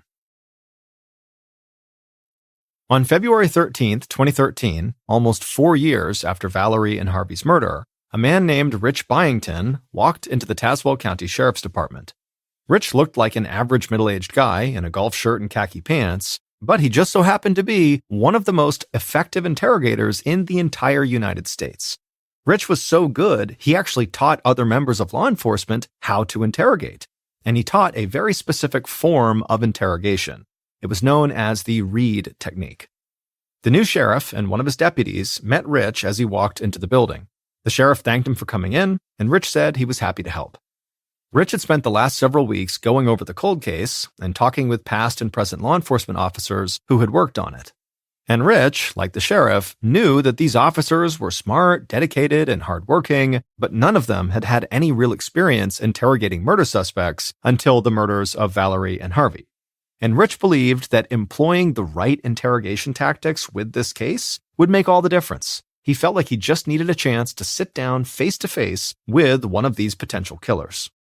The deputy led Rich into an interview room, and both men would sit down on the other side of a table from one of the major suspects in the case. And not long after that, Rich began his interrogation. Among other things, the Reed technique creates a high-pressure environment for the person being interviewed, and it combines this pressure with words and acts of sympathy shown towards the suspect. And so Rich, who was famous for using the Reed technique, began using it during this interview. And throughout the interview, as planned, the suspect could never really seem to get their footing, and every time they started to look comfortable, Rich would throw a question at them or made an outright accusation that sent the suspect back into a panic. Hours went by, and the deputy could not believe that Rich just never seemed to tire. He just kept going, wearing the suspect down, and then making the suspect believe the police were really on their side, over and over and over again. And then finally, well into this interview, in this totally calm, caring voice, Rich laid out to the suspect what he believed had actually happened to Valerie and Harvey. And the Reed technique must have worked, because as Rich spoke, this suspect, who police had interviewed multiple times over the course of several years, finally broke down and confessed to everything. By the time Rich left the sheriff's department, investigators finally knew who had murdered Valerie and Harvey Looney.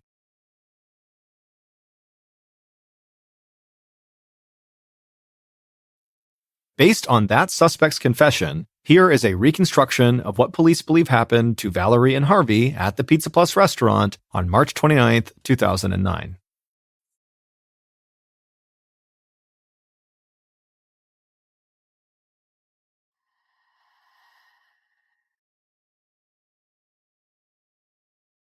That night, around 10:30 p.m., the killer walked across the Pizza Plus dining room towards the front counter. There, they saw Valerie, bent over the register, counting out the cash. The killer cleared their throat to get Valerie's attention, and Valerie looked up, at which point the killer asked her a question. And when she answered, the killer started shouting at Valerie, but Valerie wasn't intimidated.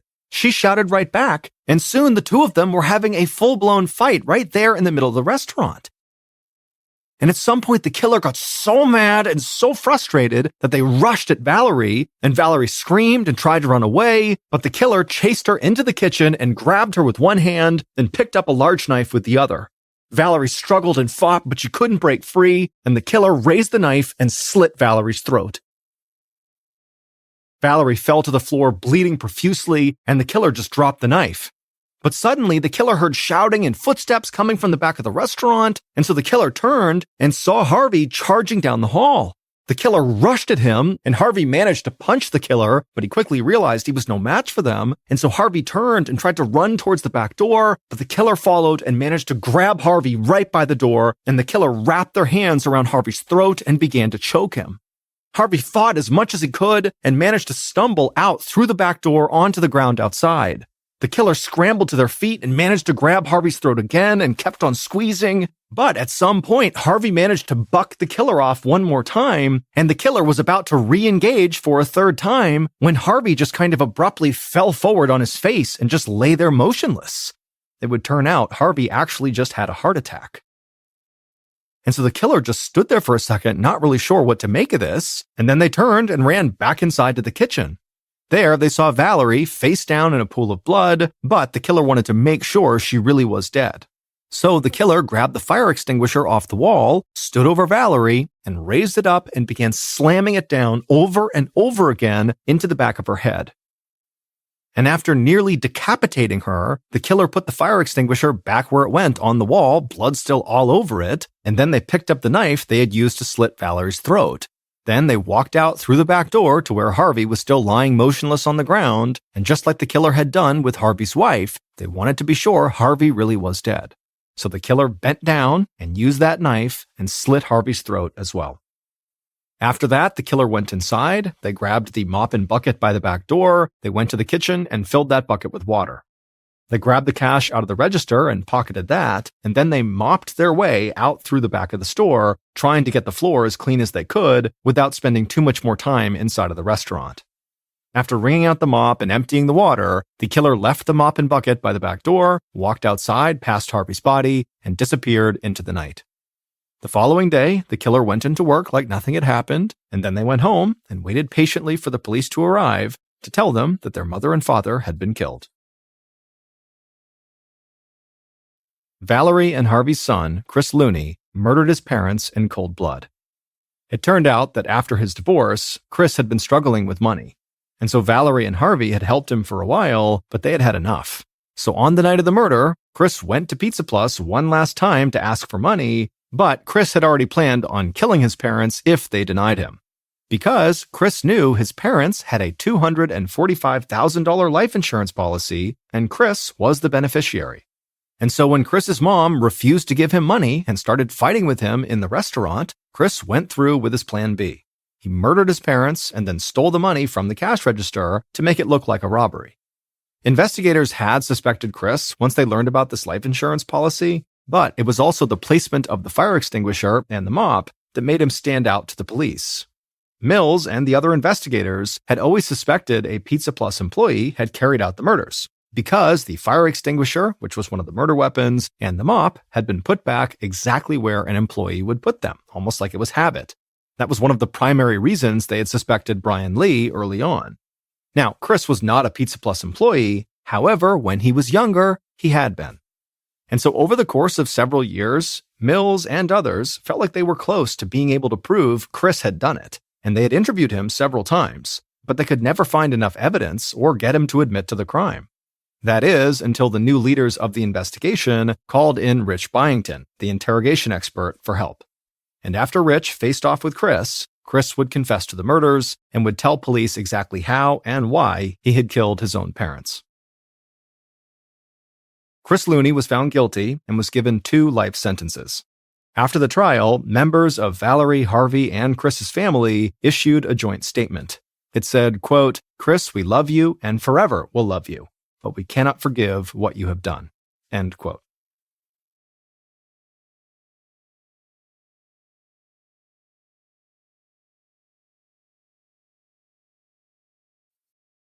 Thank you for listening to the MrBallen podcast. If you liked today's story and you're looking for more strange, dark, and mysterious content, be sure to check out all of our studio's podcasts. They are this one, of course, the MrBallen podcast. We also have Mr. Ballen's Medical Mysteries, Bedtime Stories, Wartime Stories, and also Run Fool.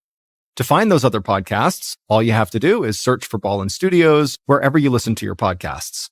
To watch hundreds more stories, just like the one you heard today, head over to our YouTube channel, which is just called MrBallen. So that's going to do it. I really appreciate your support. Until next time, see ya.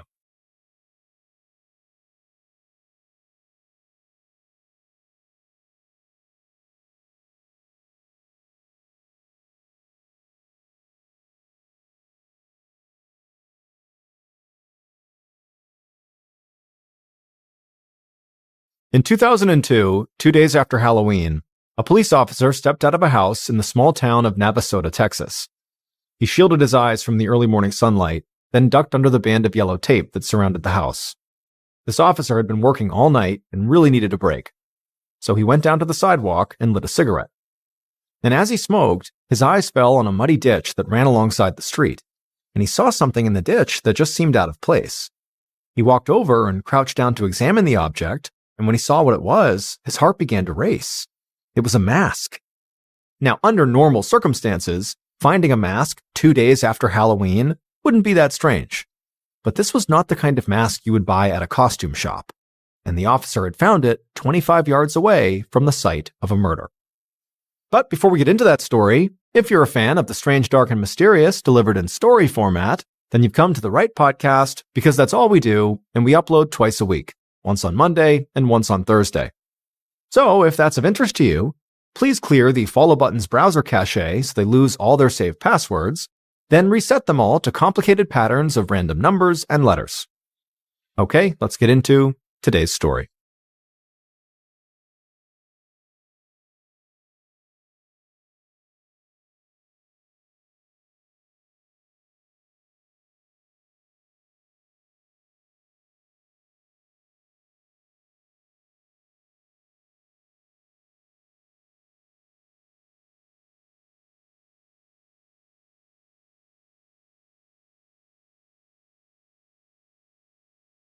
On the morning of November 1st, 2002, a 54-year-old man named Lonnie Turner stood inside the back room of a funeral home, carefully trimming the hair on a dead man's head. Lonnie was the owner and head mortician of the Jones Funeral Home in Navasota, Texas, which is a small town just north of Houston.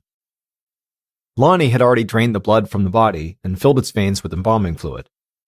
Once he wrapped up the haircut, he dressed the body and then applied makeup, before moving it into its casket for the wake that afternoon. When he was done, Lonnie headed down the hallway and up the steps to his office. The whole time he walked, his feet ached. Lonnie was only 54, but lately, he'd been feeling exhausted from his job, and from all the volunteering he did outside of work. As he reached the sitting area outside his office, he looked at the photos that lined the walls. There were pictures of Lonnie with the town mayor, the Chamber of Commerce, and the Navasota School Board. He was the first African-American member of the Navasota City Council, and just 2 years ago, he'd received the Citizen of the Year award from the Chamber of Commerce. The plaque hung on the wall just outside his office, and every time he looked at it, he felt a swell of pride. But when he went into his office, Lonnie's smile quickly faded. Because his 21-year-old son, Junior, was sitting in Lonnie's chair with his feet up on Lonnie's desk, talking loudly nonstop into his cell phone. Lonnie tried to get his son's attention, but Junior just clearly ignored him. So Lonnie just stood there, arms crossed, giving his son a very stern look. Finally, Junior stopped talking on the phone and turned to face his dad. But instead of saying hello to him, he told his dad that he was about to register for the Texas mortuary law exam, which he had to pass to get his mortician's license. And getting that license was the very first step for Junior to be able to take over the family business, something Lonnie was all too aware of. Now, Lonnie knew part of Junior probably just wanted to get out of his father's shadow. It had to be hard sometimes when your father was one of the most well-known people in town, but as much as Lonnie did want to hand over the funeral business to his son, he wasn't going to do that until he felt certain that his son could actually handle it. Because currently, his son acted really immature basically all the time. And so instead of Lonnie reacting to what his son had just told him about taking this mortuary exam, Lonnie just said, okay, well, there's still work to be done here at the funeral home. And then before Junior could protest, he told him he had to move their latest client's coffin into the chapel for the wake, he needed to order more embalming fluid, and get the company car washed. Then Lonnie threw the car keys to his son, and after Junior grabbed him, he just stood up and stormed out of the office looking totally annoyed. But Lonnie didn't care. He was tired of his son's bad attitude and entitled behavior, and he knew he needed to be tougher on Junior. If he didn't, he felt like Junior's habit of being sort of lazy could land him in serious trouble. Just then, Lonnie heard voices coming from outside of his office. He peeked into the hallway, and he saw his son talking to another young man. It was 19-year-old James White, Lonnie's godson. James had grown up around Lonnie's family and had always looked at Lonnie like an uncle and at Junior like an older brother. Now, James worked part-time at the funeral home with both of them. But as Lonnie listened to this conversation that was going on, he realized his son was telling James to do several of the tasks that Lonnie had literally just assigned him. And he'd caught Junior doing this before, paying James extra to do work he wanted to avoid, and taking advantage of the fact that James looked up to him and would basically do whatever he asked. And this made Lonnie furious, because he didn't give Junior tasks just to keep him busy. They were a way of preparing him to take over this business. For Lonnie, this was just further proof that his son was not ready for serious responsibility. Lonnie sighed, but he didn't confront his son or James. He just let them do their work and then told them to leave early. Once they were gone, Lonnie spent the afternoon making preparations for upcoming funerals and speaking to grieving family members. By the time he could finally head home, he was totally exhausted. After locking up the funeral home, Lonnie drove through downtown Navasota towards a small neighborhood at the edge of town. When he pulled up in front of his big 2-story house, it was dark outside. He parked and walked around the house to the back porch. The light was on and the back door was unlocked, just like Lonnie always left it. He went inside and noticed that Junior wasn't home yet. Lonnie assumed he was out with his friends, like usual. So Lonnie just turned on the TV and made himself some dinner. He ate, watched some local news, and then spoke to a client on the phone around 9:15.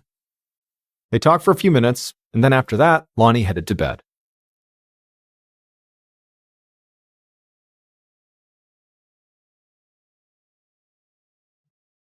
And he was so tired from work that day that he fell asleep pretty much immediately. And he was sleeping soundly when suddenly there was this loud creaking noise that woke him up. Lonnie sat upright in bed, confused, and before his eyes could adjust to the darkness, he heard something else. The sound of breathing. Someone else was in the room with him.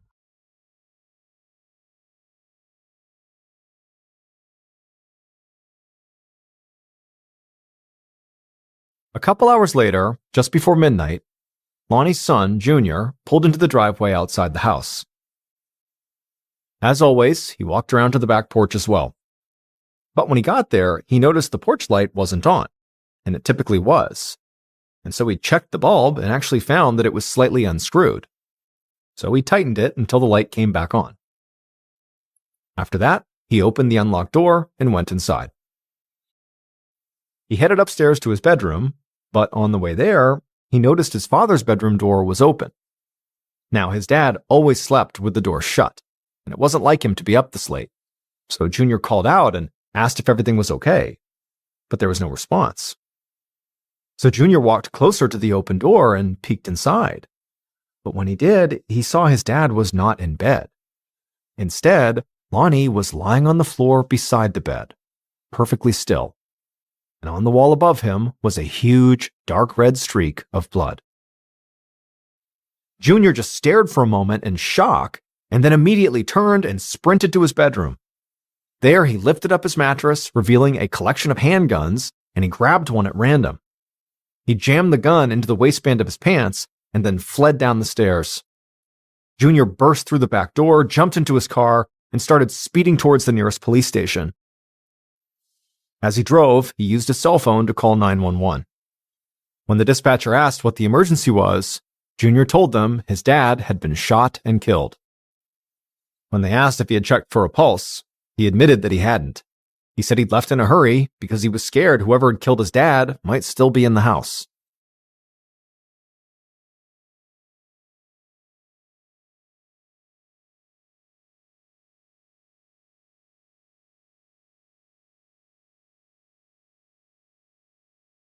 While Junior was speeding to the police station, an officer named Rob Bailey was patrolling the town. It had been a quiet night, that is until his radio crackled, and dispatch told him that a deadly shooting had just been reported at an address on the edge of town, and the shooter might still be inside the building. And Officer Bailey immediately recognized the address, because, like most officers on the Navasota police force, he knew Lonnie and the entire Turner family personally. And so he sped to Lonnie's house, praying that his friend was okay. When he got there, he parked and headed straight to the backyard, because he knew Lonnie always went in through his back door. But while he was rounding the house, he saw something that made him stop in his tracks. The lights were on downstairs, and he could see someone moving around inside. Now, part of Officer Bailey hoped that this shadowy figure was Lonnie himself, and that despite the report of a deadly shooting here, that Lonnie was somehow okay. But he knew that wasn't likely. More likely was this shadowy figure was the shooter. And so with his hand on his sidearm, Officer Bailey carefully walked to the back porch and knocked on the back door. There was a long moment of silence, then he heard footsteps from inside. The door opened, and when Officer Bailey saw who was standing there, he was confused. He recognized the man. But it wasn't Lonnie Turner. It was Lonnie's brother, Lawson, which was very unusual because the officer knew that Lawson lived almost 3 hours away. And as for Lawson, he also looked confused to be seeing a police officer standing at the door. And when Officer Bailey told him that he was actually here responding to a possible shooting, Lawson looked even more bewildered. He said he didn't know anything about a shooting and said he had only arrived a few minutes ago and found the house totally empty. Officer Bailey didn't know what to make of that, but he asked Lawson to please wait outside, and then Officer Bailey went into the house. Bailey went straight to Lonnie's bedroom, and there, just as Junior had described it, he would find Lonnie Turner laying on the ground beside the bed, with the wall streaked with blood behind him. Bailey leaned down to check his friend for a pulse, but there wasn't one. Officer Bailey just stood there for a moment, struggling to process the fact that his friend and one of the most respected men in the city was dead, most likely murdered. A moment later, Officer Bailey collected himself and radioed for backup. After that, he remembered that he had a possible suspect waiting outside.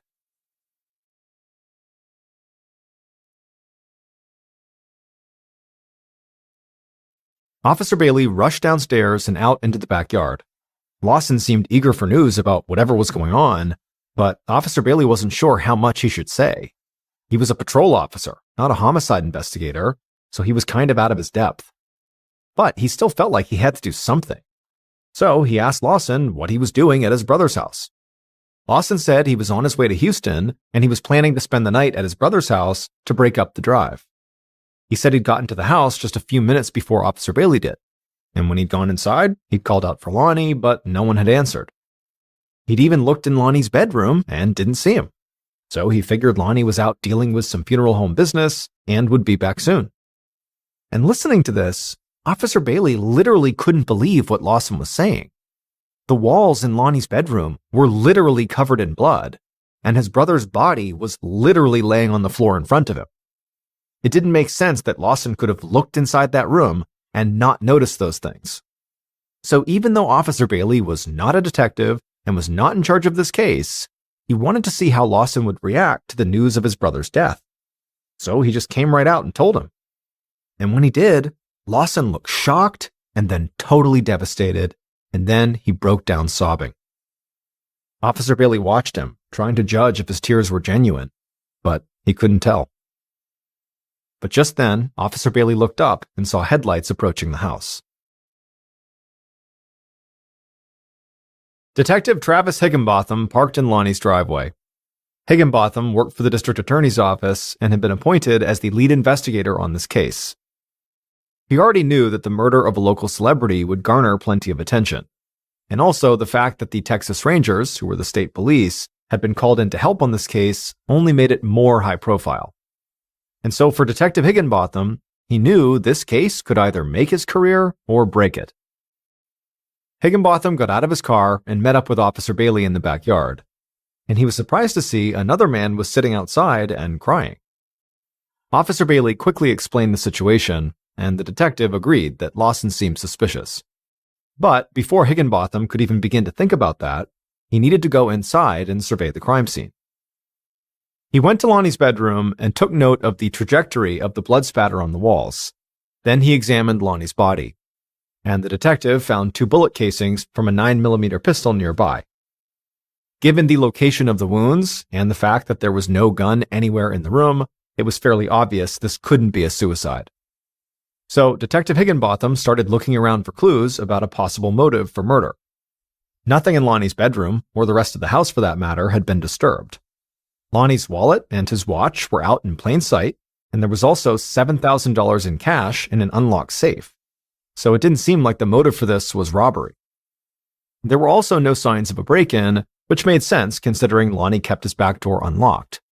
But that also meant whoever killed Lonnie likely knew in advance he did not lock his back door. So it seemed like a working theory was whoever killed Lonnie knew him personally and maybe had some kind of vendetta against him. As he was thinking this over, Detective Higginbotham heard Lonnie's brother, Lawson, still sobbing outside in the yard. And so Higginbotham got up and headed out to question him. Lawson was clearly distraught, and he started by just repeating everything he'd already told Officer Bailey. And like Officer Bailey, Detective Higginbotham found his story to be very suspicious. The idea he looked in his brother's room and didn't notice his brother's body or the blood on the wall just didn't make any sense. So Higginbotham leaned forward and asked Lawson a much more pointed question. Did he own a gun? Without hesitating, Lawson said yes. He actually had it in his car right now. Lawson led Detective Higginbotham to his car and pointed at a pistol that was just sitting out in the back seat. But the detective saw right away the gun was a .32, not a 9mm, so it very likely was not the murder weapon. But Higginbotham did not think that proved Lawson was innocent, so he decided to bring him to the station, not for more questioning, but for a test.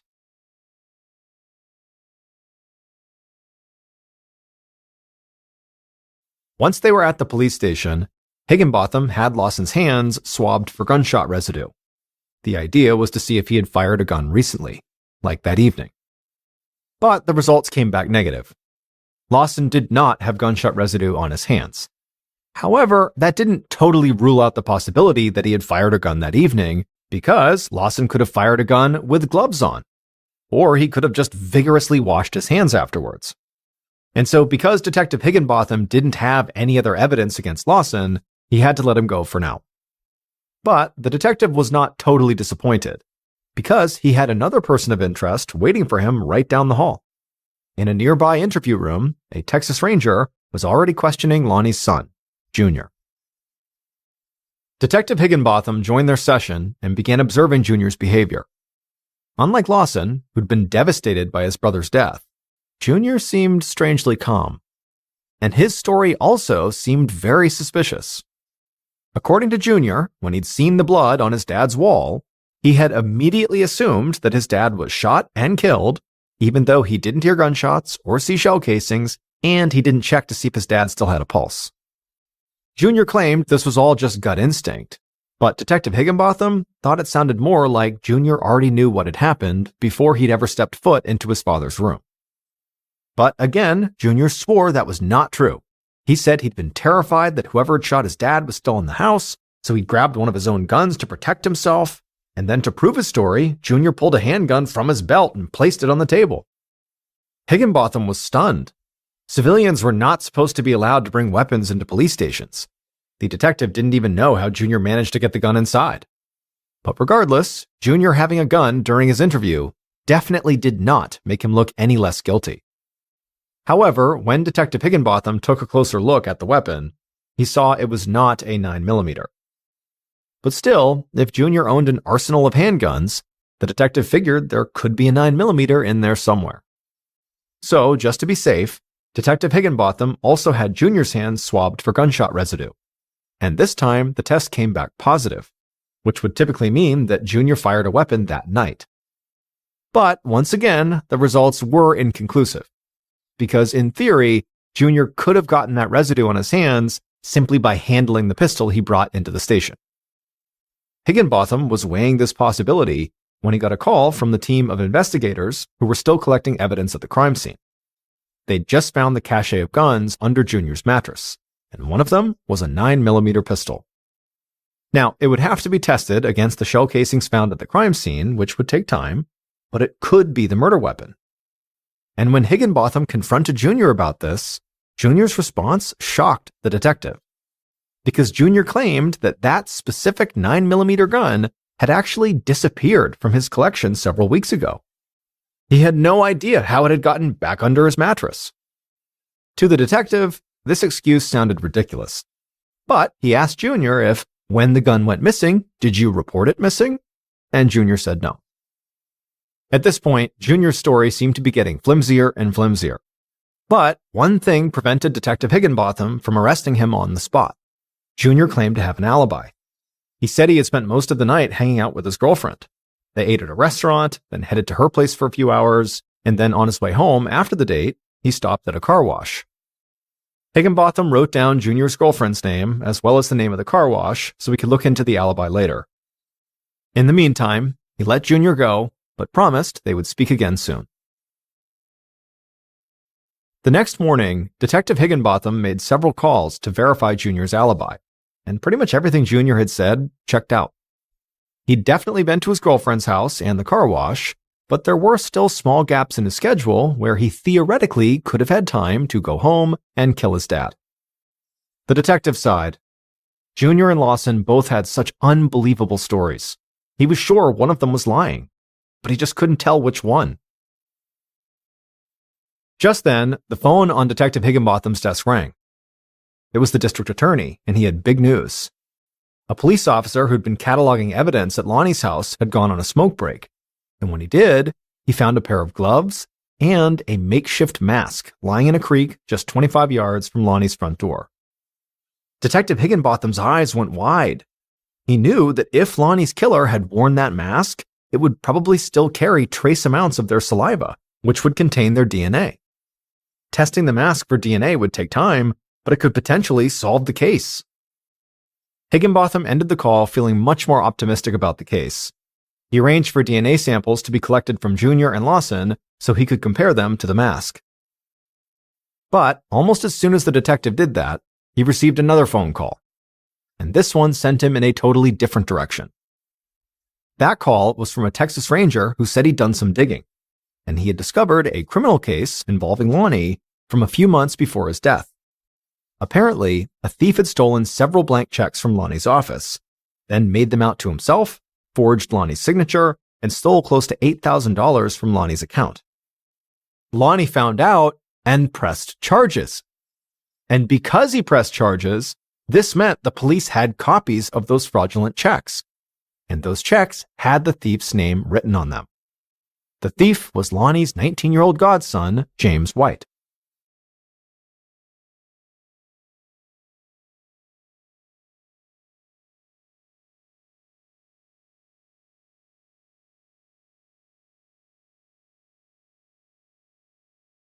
After speaking to the Texas Ranger, Higginbotham asked around and learned that James White worked part-time at the funeral home. Evidently, Lonnie had forgiven him for the theft, but Detective Higginbotham didn't think that made James trustworthy. In fact, he thought that James could be just as strong of a suspect as Junior and Lawson. James was close to the family, he likely knew that Lonnie kept his back door unlocked, he also might have even known where Junior hid his guns. And so Detective Higginbotham knew he needed to question James immediately. So he made some calls, and before long, he managed to track James down. James seemed very upset about the death of his godfather, but he was very cooperative and answered all of the detective's questions. And he admitted to forging the checks, but vehemently denied any involvement in Lonnie's death. And like Junior, he had an alibi for the night of the murder. James said he had been at a club in a neighboring town with some friends who would all be able to confirm the story. Detective Higginbotham promised to contact them.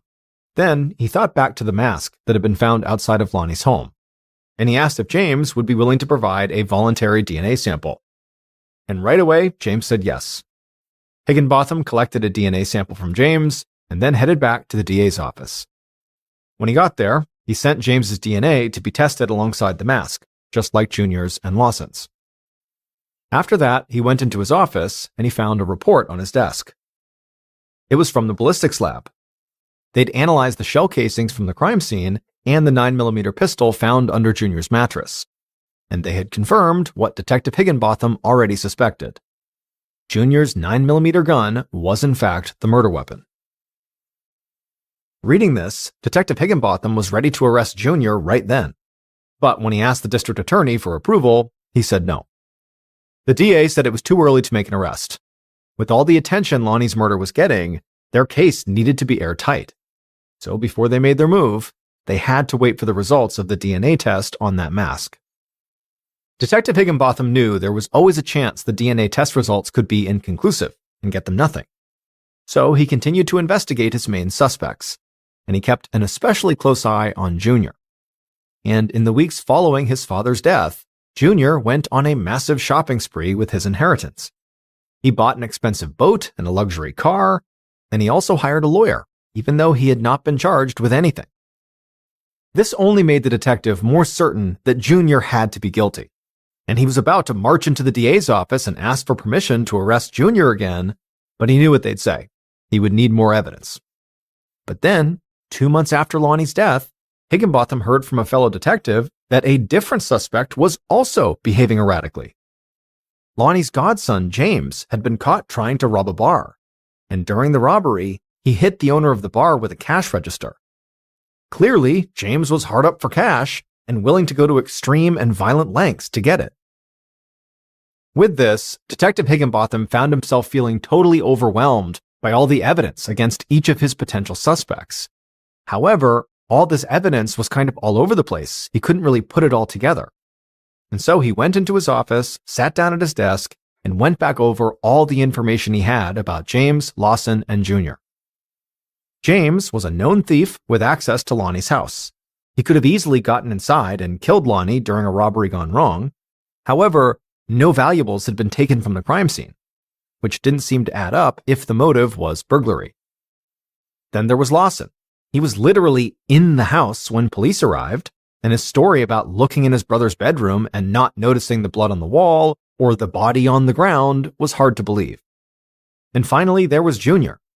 Junior owned the murder weapon and had gunshot residue on his hands on the night of the murder, and also the fact that he fled the crime scene before verifying that his father was actually dead still just didn't sit right with Detective Higginbotham. And most importantly, Junior stood to benefit the most from his father's death. With Lonnie out of the way, he inherited a significant amount of money and a successful funeral home business. And so Detective Higginbotham was sure he was so close to figuring out who killed Lonnie. And sure enough, just a few days later, the DNA test results from the mask came back. And when Higginbotham saw them, he knew the case was solved.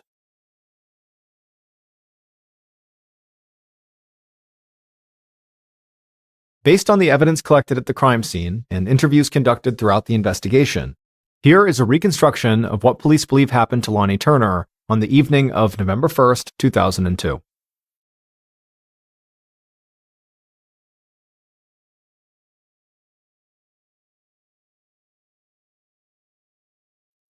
That night, sometime between 9:15 and 10 p.m., the killer drove into Lonnie's neighborhood with their headlights off.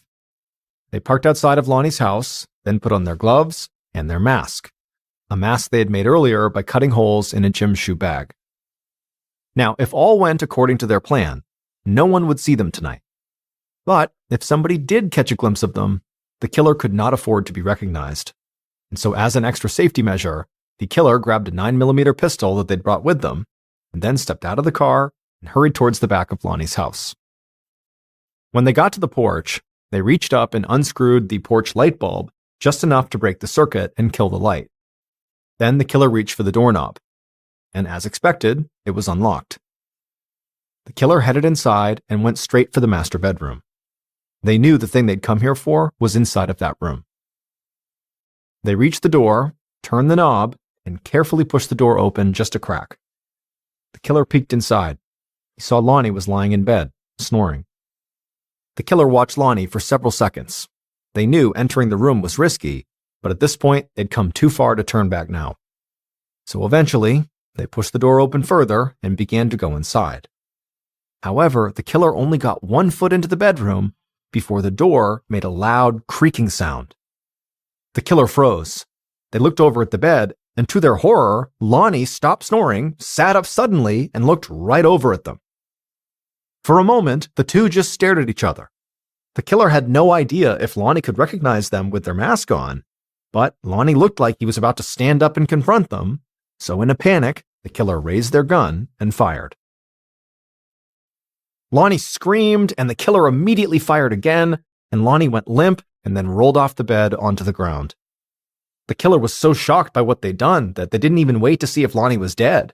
Instead, they just turned and ran out of the room, completely forgetting the thing they had come here for. And the killer was almost out the door and out of Lonnie's house when they realized they couldn't just flee the scene while carrying the murder weapon. So they ran back inside, went to another bedroom, lifted up the mattress, and dropped the gun underneath. After that, the killer sprinted out the back door, tore off their gloves and mask, tossed them in a nearby ditch, and then jumped into their car and sped away.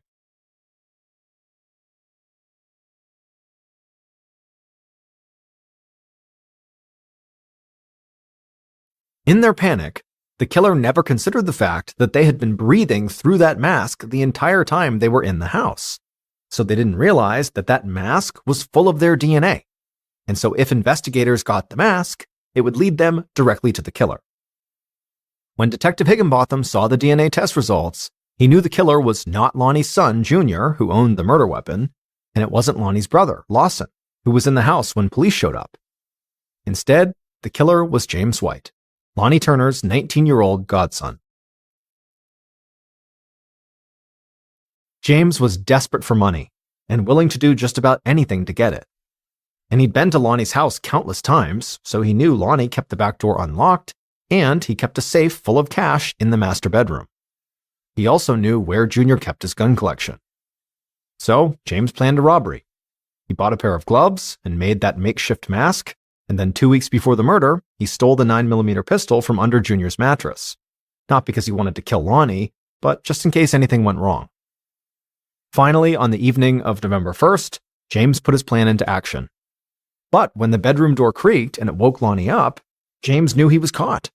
So he shot Lonnie in a panic and then ran away without even taking any money, even though Lonnie's safe, which contained $7,000 in cash, was sitting unlocked not far away. Which means James killed his godfather for nothing. James was arrested and quickly confessed to pulling the trigger. He also admitted that he'd convinced his friends to lie about his alibi. However, James insisted that the crime was not actually his idea. He claimed Lonnie's son, Junior, had literally forced him to commit the murder at gunpoint because Junior wanted his inheritance. However, there was no evidence suggesting that actually happened. Ultimately, James White would make a plea deal and received a 20-year sentence.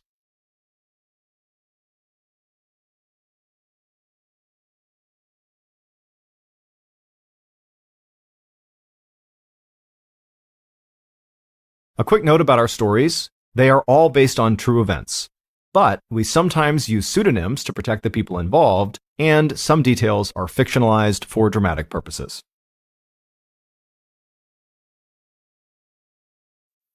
Thank you for listening to the MrBallen podcast. If you enjoyed today's stories and you're looking for more bone-chilling content, be sure to check out all of our studio's podcasts.